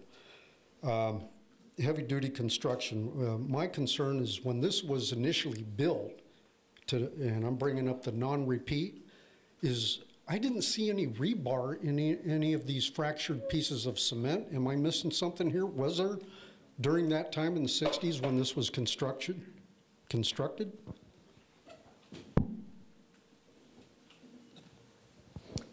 Yeah, thank you for the question, Robert. Ted Craddock again. The spillway slabs did have rebar in them. With some of the damaged photos, it's hard to see. The slabs are pretty big, but there was reinforcing steel. As David mentioned, the facility was built in the 1960s, and At the time, there were different construction standards, just like the building codes have changed over the years. Right. Today, we will put more steel in the concrete. The concrete will be thicker. There's just a different standard that we build things to today than was done 50 years ago. Yeah, well, having worked in the construction trades, the cement too, now they're making cement harder than stone. And also, you know, we have a saying in the construction fields with the workers, safety rules are drawn in blood. That can be taken to, you know, this is a blood, and we got to do something to fix this by correcting the mistake so it doesn't occur again. That analogy. Okay, let's see what I got here. What was Fish and Game doing up there? Up where? What's the purpose of Fish and Game's job up in that area with the broken spillway? We weren't on the spillway. Our concern was the hatchery. When the water came down out of the hatchery, it flooded our hatchery. And we had to move we ended up moving 5 million fish. So we didn't have a role above the hatchery at all. Oh, I just heard otherwise. And also, I was up in the mountain there the other day, a few weeks ago, and I went to log on to a Wi-Fi. And what came up said FBI mobile unit. Is that somebody's joke, or is that for real, or what? Somebody told me they use that as their own ID for their own website, just so people won't break in and use their Wi-Fi. I don't know, I'm just curious. I'm glad I came tonight because I had not heard that before, Robert. Okay, what else you got, Rob? Okay, what else I got is, you know, historically speaking, you know, in case some people here that are newcomers to the area, prior to the dams being built, historically speaking, the river and these creeks used to dry up. I think there's an overly unbalanced concern regarding fish. Fish know what to do. They don't go where there's no water. Okay, and the other issue I see it as a native person is with the aquarium, I mean the fish hatchery, I call it an aquarium, where you have to sprinkle fish and make sure they're doing okay and feed their vitamins and all that. And I just kind of scratch my head and say, well, when they say they come here to protect these things, you know they're in danger, just like the forestry department and so forth. Bureau of Indian Affairs, you know, we're here to protect you Indians when you're leaving. I think that's about, as far as showing the public the latest, I think it would be ideal on TV to have a spokesperson giving video shots of the latest developments on the progress of the repairs. Okay, I think that would be a, you know, good idea. Yeah. Thanks very much for the suggestion. I love the idea, and we're working on it. I think we're trying to get through these community meetings so that then we can start implementing those ideas. Talking about answering frequently asked questions, just, you know, a person on a camera, as well as doing tours with a video camera up on the spillway to talk about the construction progress. I'd also say that we are working on setting up a viewing platform so that the community can come up and see exactly what's happening. There's obviously some safety concerns with that, so we're trying to make sure that people have access to it and that it's safe and that it's away from the construction, close enough that you can see, but far enough away that you're safe. We're also talking about doing site visits and tours and trying to sort out through that. We're also setting up 16, 17, maybe 18 cameras all through the construction site. Some of them will be live, some of them will be sending like a photo every 10, 15, 30 minutes, something like that. And those video camera feeds will be fed both onto our website as well as into the visitor center at Oroville, so you can come, and I think the screen is, I don't know, it's some huge size. It's much bigger than a normal television size, and you can zoom in and really access and see exactly what's going on the construction site. So I hope that once we get those processes set up, that'll help you guys see exactly what's happening up there on the spillway. How close can the public actually get down by the river where the spillway ends? So the exact locations of where we're going to set up those viewing platforms are still under discussion. Again, as I said, we want to make sure that it's close enough that you can see, but far enough away from the construction, because there's a lot of big trucks and construction equipment that's coming through there. So we certainly don't want to put anyone in danger. Well, I pan gold, and I'm a little interested in panning down in that. You don't need both. All right. Thank you, Robert. My other question, which is very important, I had some coffee. Where's the men's room? Thanks for your question. Thank you. And I just wanted to acknowledge that Sheriff Honey's here. And would you like to say hello to the folks here?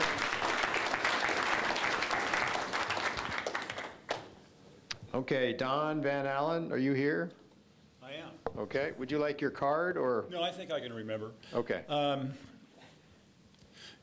Over the last month or so, I've read a lot of articles about what caused the spillway to fail. I saw an article by this Professor Bia, who's a UC Berkeley professor, civil engineering professor emeritus.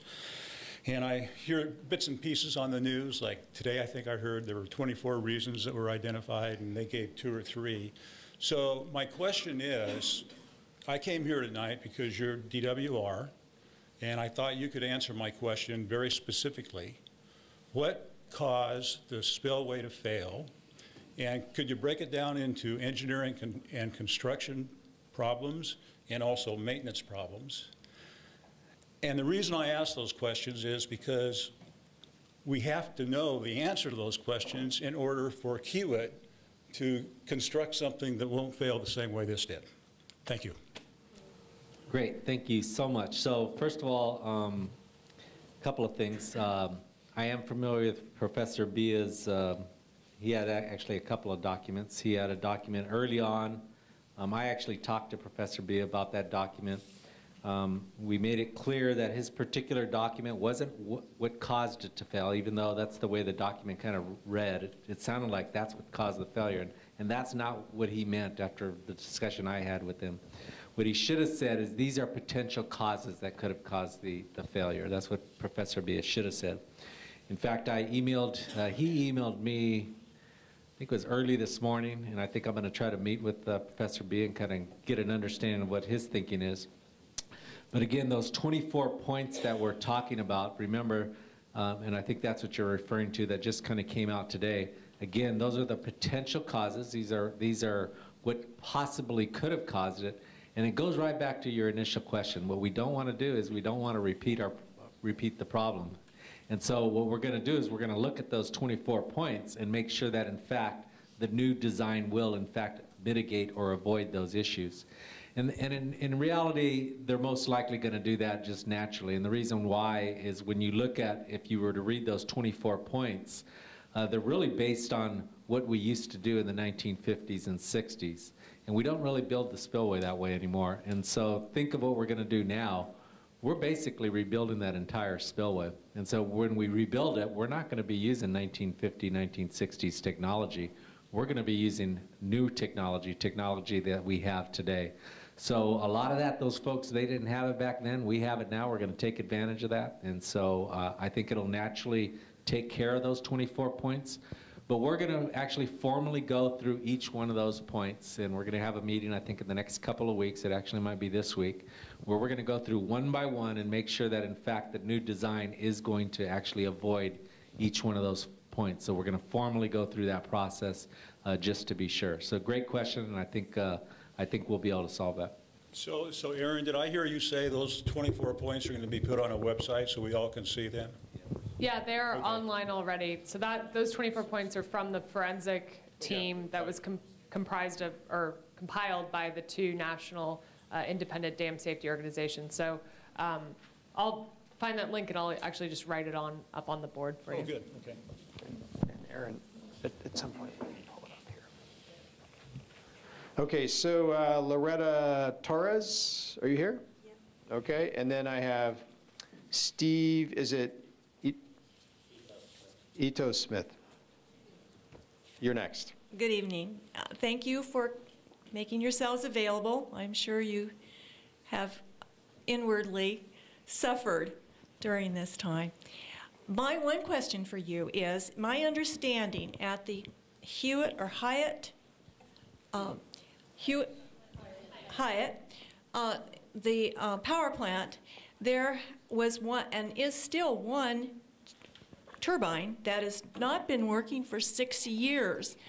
And it is also my understanding that because it wasn't working, that restricted some of the outflow from that power plant. Now, are there any plans to get that up and running? I would sure like to know. Thank you. Thank you. There is one unit out, and that unit was taken out about maybe a year and a half, 2 years ago. It was scheduled to be refurbished. Those units, like the rest of the dam, is about that age. So we've had a plan for the last 4 or 5 years to refurbish every unit in the facility, including other major equipment in the facility. And so that was the first one that got taken out of service. We're putting a brand new runner in it, refurbishing the generator, new valves inside, huge valves in there. So yes, it was out of service when the incident happened. It's going to be back in service towards the end of the year. I mean, those turbines take about over a year or a year and a half just to make. So those are pieces of equipment that have to get ordered way in advance, and I think it's being made in Germany. But yeah, it's out of service. It's going to be back out towards the end of the year. And then the plan was, a year after that, we're taking another unit out and keep refurbishing them, because like any old car, there comes a point where you need to refurbish it and rebuild it like new. So our plan is to rebuild that whole facility. We actually about 2 years ago, put together a 10-year plan, $230 million to re-modernize that whole power plant. The units, new fire system in it, new fire modernization, and other equipment in there. So that was all planned work, and we'll have that unit. The drawdown of the reservoir for the summer, we're anticipating only needing about 10,000 CFS, and which is equivalent to 4 units. We have 5 units available. The other unit will be back in the fall, and then we have the river valves that are another 4,000 CFS as contingency. So we have plenty of capacity in the plant to make it, and that unit will be back in service, brand new again. So Aaron, I think that microphone is on as well. Yeah, hi. So that's the memo from the forensics team, and you can see the list begins here. I want to be clear that the numbers are not in priority or likelihood that this is a causing factor. It's just how they organized it. This has been untouched by DWR. This is directly from the forensics team to DWR. It also went to the Board of Consultants, who are overseeing our recovery efforts to make sure that, as the gentleman said, that we don't design the same problems. So they're using this information as well. And where it's not up online on our homepage yet, it is online. It's going to go on the homepage probably tomorrow morning. State websites take a lot of time for us to get up online. So I apologize for that. It will likely live right here under updates. So you can see the Board of Consultants reports, if it'll click through, and you'll see all 4 Board of Consultants reports that have been released so far. We don't have I think we actually just got the 5th one today, and it'll take us about a week to go through it and make sure that we take out, again, that very small, that 5 or 8% of information that could cause a public safety risk, and redact it, and we will put that information up online about a week after we receive those documents. So this is kind of the new website. So this is really going to be your home base to find a lot of this information, and we're doing our best, but if you see holes, I appreciate the feedback. What's your website? It's water.ca.gov, and I think everyone has this contact us card. So this has all of our phone numbers and emails and everything that you can reach us directly. It also has our website, but it's water.ca.gov/Oroville-spillway/index.cfm. But if you just type into Google or Yahoo or Bing, California Department of Water Resources, you'll come here and you'll see a big Oroville spillway click through, because obviously this is a huge priority for us. So that's always going to be one of our top headlines on that main page, and you'll be redirected to this page. Thanks, Aaron. Thank you. Okay, Steve, you are up next. I'm Steve Ito Smith, wear a lot of hats. We've lived for years on Long Bar Road, and I'm kind of curious what is being done to preserve the archaeological heritage in that area. I know that there's some important traces over at Long's Bar across the river. There's a grave across the river, and wonder if that's being affected. And then, as one who we now live in Kelly Ridge, and I drive Olive Highway every day, and I followed a really big truck all the way down to Oroville this morning at a slow speed, and I'm kind of wondering what the ultimate traffic pattern is going to look like. Eric, do we start with you? Sure. Again, this is Eric C. With the Oroville Field Division. It's a good question. Want you to be assured that we have been, we're very well aware of the cultural resource issues in that whole area. It's very rich with Native American, what we call prehistoric cultural resources, and then historic resources as well. So from very much from the beginning, we have been out there protecting sites as best we can. Unfortunately, because of the emergency spillway flow and with the debris piles and everything else, we had to we have damaged some of the the historic resources, because we had to prioritize. We had to protect the Native American. That was the highest priority. But the things that have been impacted are linear features. Old pieces of where there was a canal dug, or like an old barbed wire fence. Those are things. Those are historic resources, and we do they do fall under our protection. But nothing has been impacted that has taken away from the overall. They call it contributing to the historic district. So we've been very careful with that. So we've had our archaeologists out there since this process began. We have Native American monitors that are out there at the construction sites on a daily basis. We actually have a team of folks that are out there doing environmental monitoring, but also this cultural resource monitoring. So we have all of our site records. They have all of that information that was gathered, the surveys that we've done in the area, in addition to having the assistance of the Native Americans that know things that we don't have in our map. So we are very well aware of that. And I don't know of there being any impacts there along Bar that I'm aware of, but I know like when they did the widening of the Burma Road, that was of paramount importance, was to protect sites, and they actually made decisions on how they designed that road just to protect the sites that were in that area. So I just want you to be assured, on a daily basis, we have archaeologists out there. We also have contacted the State Historic Preservation Office and have them engaged. They've actually had site visits out there. They're the regulatory agency in the state that looks at that. So we're following all of our compliance with them, but also I just want you to know, as the construction is going on, we have people out there on a daily basis. And there was another part of your question. The traffic pattern. What's going to be the traffic pattern, traffic load? That's not one I can answer. So. Oh, here we go. So I'm Miranda Dahl. We actually have a road recovery task force. It was mentioned earlier. So as part of the 1709, the recovery spillway contract, there is a haul route, and it's the one that's out there.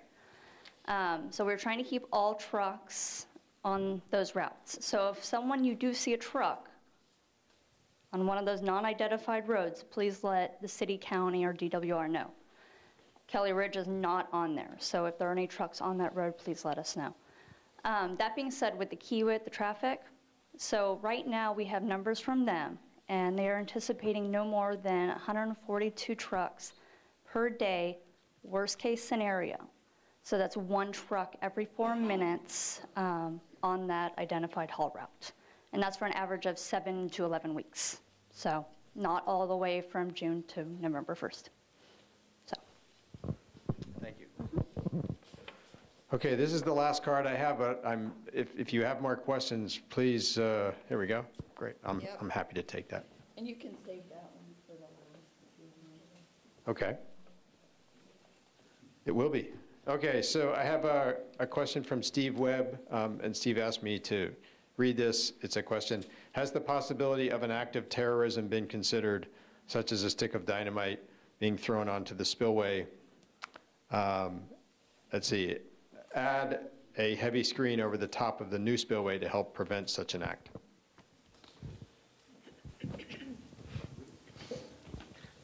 So I actually talked to Director Croyle about this, and I think he's actually engaged with the sheriff on this very issue. So I'm not going to go into the details of what they're actually going to be protecting and how, but I can tell you that they are engaged in this subject, and so it's obviously an important subject, and it's something we definitely want to take care of. And I can tell you that both the sheriff and Director Croyle are considering the various issues. Okay, thanks, Dave. So are there any other cards? Because here we go, another one. Okay, Connie, would you like to ask your question? Well, I can. Okay. Before I ask my question, I would like to know, were any of you here when the dam was built? How many in the audience was here when the dam was built? Okay. My dad and brother both worked on the dam when it was built. So I kind of know what's going on here. My question is, the dam itself holds back a lot of water. And I would like to know how often that dam is inspected from the bottom up.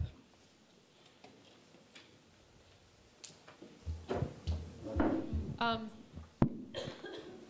you're going to be able to do this off the top of your head. Well, the dam is inspected, walking up. And, well, I'd like to know how it's inspected. Okay. We do formal inspections, typically 2 times a year, one with Division of Safety Dams, one with the Federal Energy Regulatory Commission. Beyond that, we have what we call quarterly inspections, where engineers from Sacramento come to the dam and look at key features, specific instrumentation that's critical to monitoring the dam. Beyond that, we have Oroville Field Division staff that are visiting the dam and walking the dam weekly. Beyond that, we have security patrols 24/7 driving around looking for issues in addition to security concerns. And we have people obviously working around the dam throughout the day. So it's a multi-layered visual observation and technical inspections. Okay, but still, most everything you're telling me is above water. What's going on below the surface? This is an earth-filled dam. And Mother Nature has her own way here.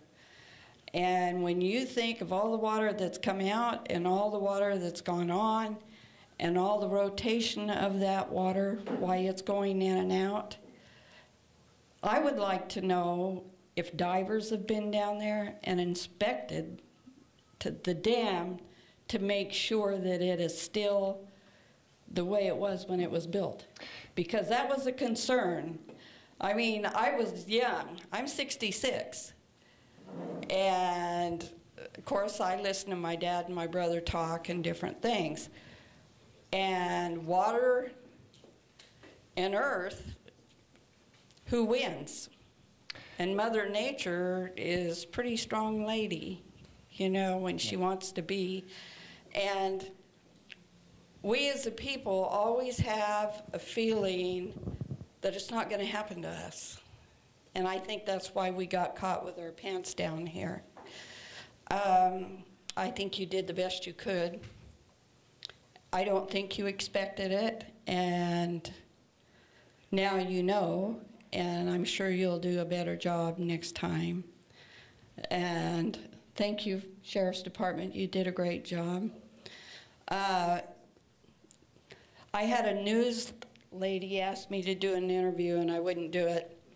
But if she does, thank Rolling Hills for us, because I'll tell you what, they gave the people of Oroville a cheaper price their motor homes and everything went in there really cheap, and anybody with animals got to use their pens and everything else. So if anybody puts out anything, please thank them, because they did an awesome job for Oroville.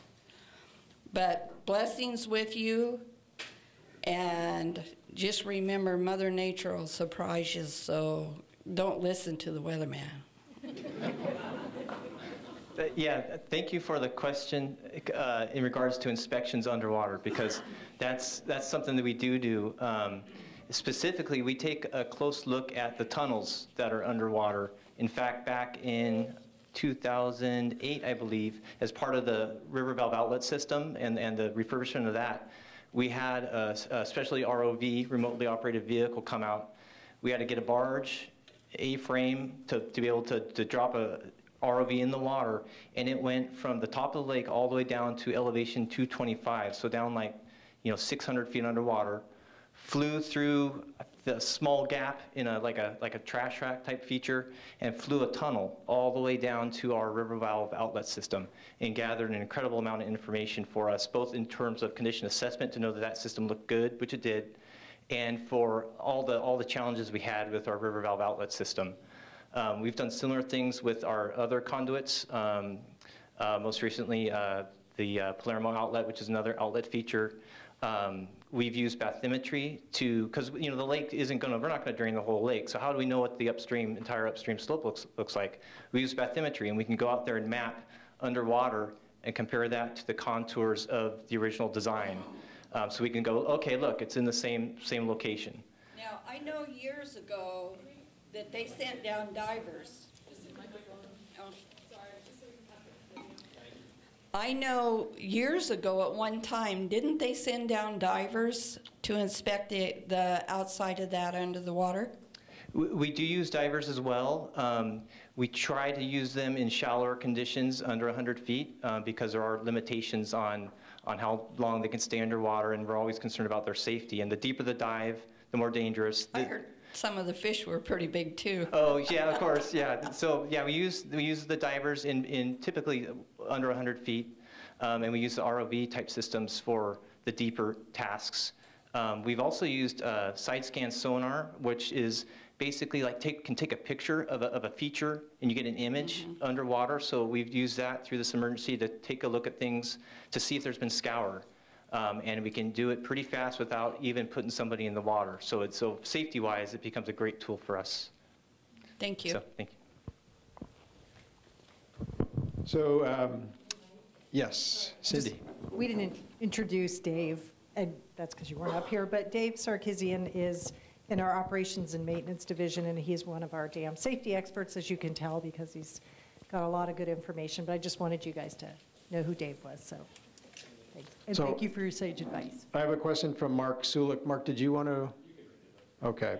The question is, what's the possibility of forming a citizen oversight committee or group that could be active participants in future Oroville Dam planning and operations?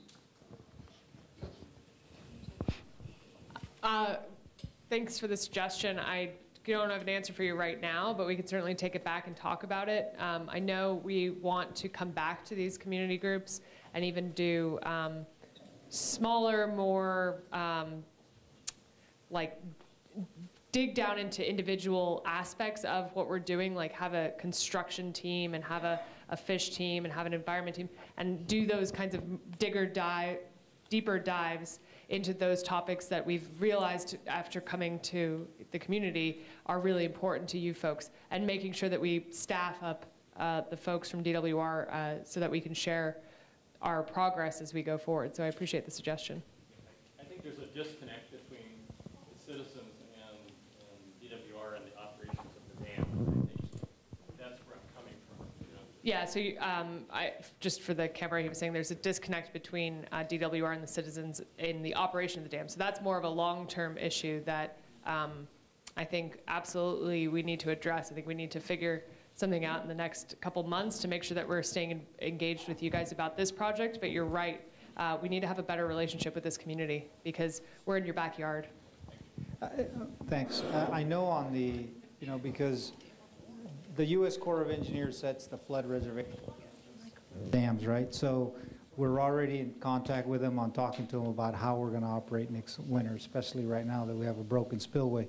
So after that, they're tasked with, they're the lead, not us, but they're tasked with updating the flood reservation curves ultimately from then going on. And those are public meetings that the public can get involved and go to those meetings on finding out, you know, what the discussions are like and what the new flood reservation is going to be for us going forward. So I know that's probably a little bit different than what you're talking about here. Here's more about the construction and how we're operating, but that forum does offer the public a view as to how we're going to operate, because obviously everybody's concerned about how much flood reservation we're going to have. So that's an opportunity there too. And I was going to mention one other thing. We do have, on the recreation side, we actually do have some public meetings. We do periodically, the Oroville Recreation Advisory Committee. We have meetings in Oroville. When our new FERC license is issued, it's going to trigger a new process where we're actually going to have a separate group that's going to be periodically meeting and talking about environmental issues and, you know, Feather River improvement type projects, and also a recreation advisory committee that's going to meet a minimum of, I think it's 3 times a year to discuss recreation issues. So I know it's not exactly what you're saying, but I just wanted you to know we do have some other forums for taking public comments. Okay, I have 2 more cards. One, I want to say I always appreciate people's sense of humor. There is a suggestion that that would be a heck of a skateboard ramp. Okay. I'm just saying. Okay. And then Kevin Brock. Kevin, you're here, right? Do you want to come on up?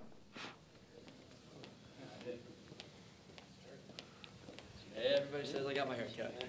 Yes, I did. Even I noticed you got your hair cut. Yeah, okay. Is that up there? Here we go. I got it. I like being in a mic. Yes, indeed. Yes, indeed. Well, good evening to everyone. I thank you. I thank you for your time very much. For the community, a little bit about me. I'm Kevin Brock. I've been a full-time fishing guide since 1995. I make my living a lot on the Feather River, so this is a very big deal to me. I'm also a United States Captain Master for the U.S. Coast Guard. I also am on the board of directors for the United States Governor's position for the Golden State Salmon Association. Also, I'm on the board of directors for the NorCal Outdoorsman Sportsmen's Association. I'm also a host of the NorCal Outdoorsman radio show. I'm also your new editor and writer for the Oroville Chamber of Commerce for the Fishing Report. So, yeah, that makes me tired just saying all that stuff, but yes, this is a big deal to me. I'm very active. A couple things, and I'll make this quick because I know you guys have been in a lot of meetings. Eric, it's nice seeing you. Couple things. One, the salmon. The salmon smolt. It's a big deal. I know Andrew addressed a few things that, you know, we just lost another 300,000. He said, yeah, it's a bummer deal. So sorry, it's not going to affect a lot. My math is different. I know that they plant 6 million fall Chinook every year in the Feather River system. 300,000 is a little more than 1% of the run. So maybe I'm missing, maybe Andrew, you can address that, but I know that they put 6 million fall run fish in there. We just lost 300,000. You said it's kind of a mishap. I know it wasn't the hatchery's fault. I know Department of Water Resources takes care of the hatchery. It was a mishap with a pump. Negligence, all of the above, but something happened. The fish died, okay, bottom line. So we're going to move forward. How can we get those fish back? Are you guys going to give us 300,000 more fall run Chinook for next year to be planted back into the system that were lost?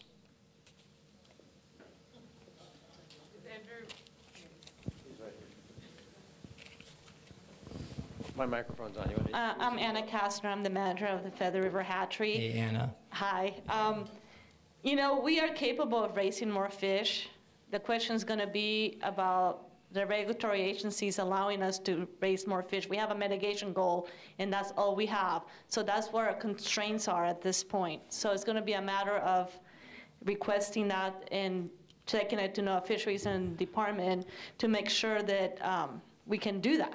Yes, and I'm very, very familiar with all of those, very much so. How can we help you make that happen? Through our association, we are funded now, we are organized, and we are educated. How can we help you get those fish back? Yeah, Kevin, these are solvable issues. Yes. And I think, I mean, obviously, it's a huge deal. Well, No at first fisheries is you on said it board. wasn't, and then No, I mean, first you the said it was whole- like 1%, the whole- so it well, is it's a big 1%. deal. Well, I'll do the math with you offline. Yeah, okay. But, yeah, it's actually 3.5% of, 3.5 or 3.5 Well, to just 5% of of the the Feather River Oroville fish. fish. Right. The 1% is the big 30 Correct, million. correct, but we're just So talking these are about solvable spillway, issues. right. We're all gonna work together with NOAA Fisheries too. If we need to ask for a permit to get another 300,000, we're gonna ask for the permit. As what you can do and your association, we don't need to take these people's time up.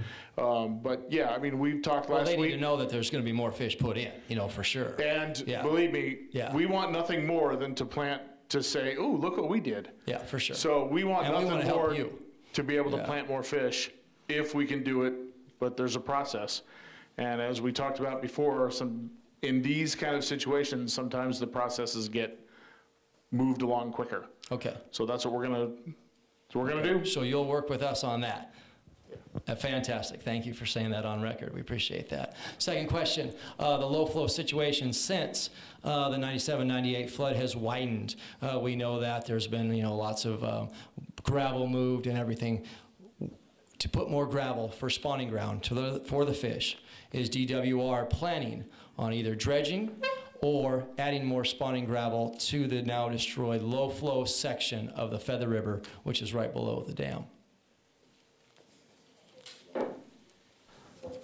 So, Kevin, I appreciate your comments, and I mentioned this before. It's kind of fun talking to celebrities, listening to your show and stuff.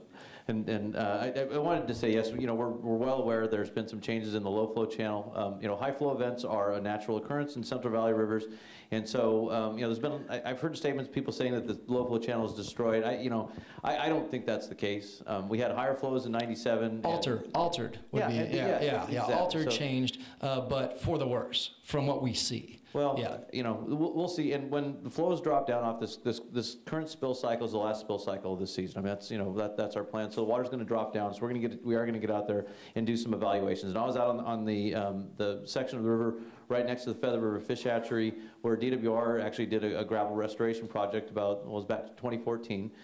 We did that spawning gravel project there. Correct. First time there'd been one done since the 1980s. Correct, and we thank you for that, for sure. Yeah, and so certainly there's been some movement of that gravel. We knew it was going to move. One of the reasons why we put that gravel in the stream so far up in the low flow channels because we knew it would migrate down. So it moves to other locations to spawning beds in lower areas. So we're well aware of that, and we are going to be taking a look at that. We have a lot of good project data that we collected of the gravel prior to us doing the project and then during the project. So we have some good baseline. We are going to be making those evaluations. So I can assure you of that. I mentioned that FERC license. Once that FERC license is issued, we have a whole we call it the Lower Feather River Habitat Improvement Program. It includes gravel restoration, it includes floodplain improvements, it includes large woody debris replacements, construction of side channels for steelhead habitat. I mean, it's a very robust program. I've been waiting for quite a while to be able to implement this. We finally got our final, the last hurdle was that federal permit that Congressman Lamalfa was talking about at the beginning of the meeting. So now we just need to get the license issued from the Federal Energy Regulatory Commission. And once that occurs, we're going to engage in that program. In your opinion, when do you think that license will be approved? I mean, just off the top of your head. Back in December, when the federal permit was issued, we thought, okay, maybe by March or April, we're going to be getting the new license. We had a change in administration. There's been some resignations on the commission, the Federal Energy Regulatory Commission. So currently, it's awaiting appointment from President Trump to the commission and the Senate confirmation. Going to delay the process. So they need to get, because they don't have a quorum right now. They don't have enough people to actually issue the license. Yeah, I understand the tape. Congressman Wolf is aware of that, and so, okay. But we're moving forward with that. We're fantastic. Yes. We're almost there. Yes, we are. And like I said, and we really appreciate everything that you do, Eric. We're going to be doing I evaluation. know behind the scenes you do a lot, so thank you to you very much. You're welcome. Okay, thank you on that. Two optimists. And then the third, we've seen a lot. We've seen a lot. Third thing, the lower feather. We know that the sediment has risen the river, the channels that we used to go through in the late 90s into 2000, into 2009, even after the 2009 flood, the sediment has gotten deeper and deeper.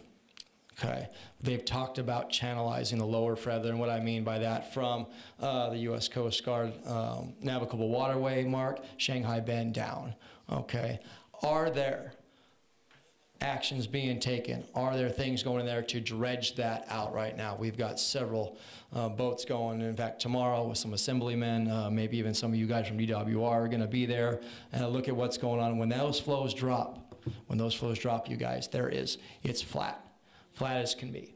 So what has happened is it's not only affecting the fish, it's affecting the farmers. You guys know this very well. Now at 20 to 25,000 CFS, before where it was just a nice channel, now we're creating seepage.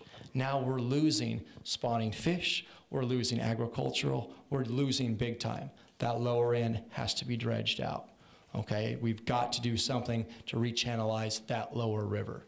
Is there thoughts, is there plans? Are you guys involved with that to make that happen?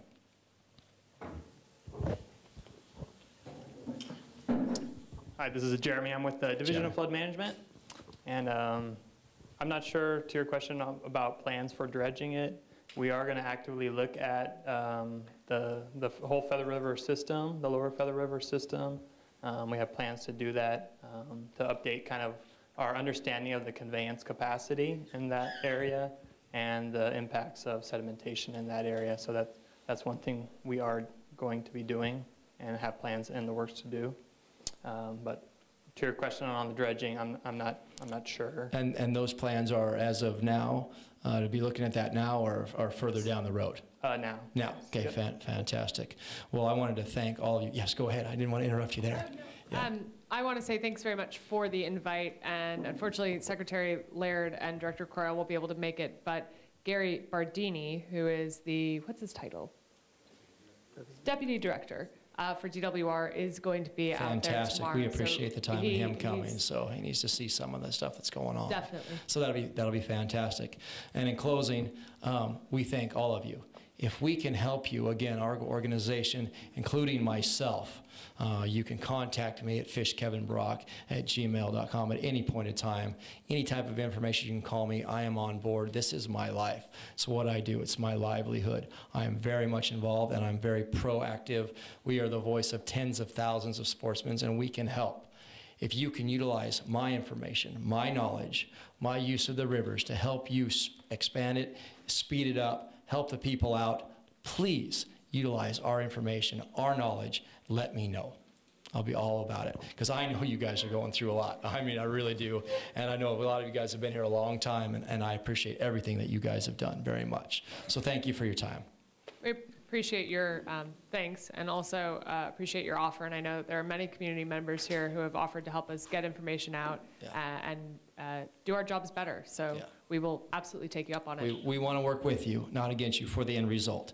We're not about going backwards. We're about going forward, making progress so this doesn't happen again. Okay, thank you for your time. Thanks, Kevin. All of you. Any more speaker cards?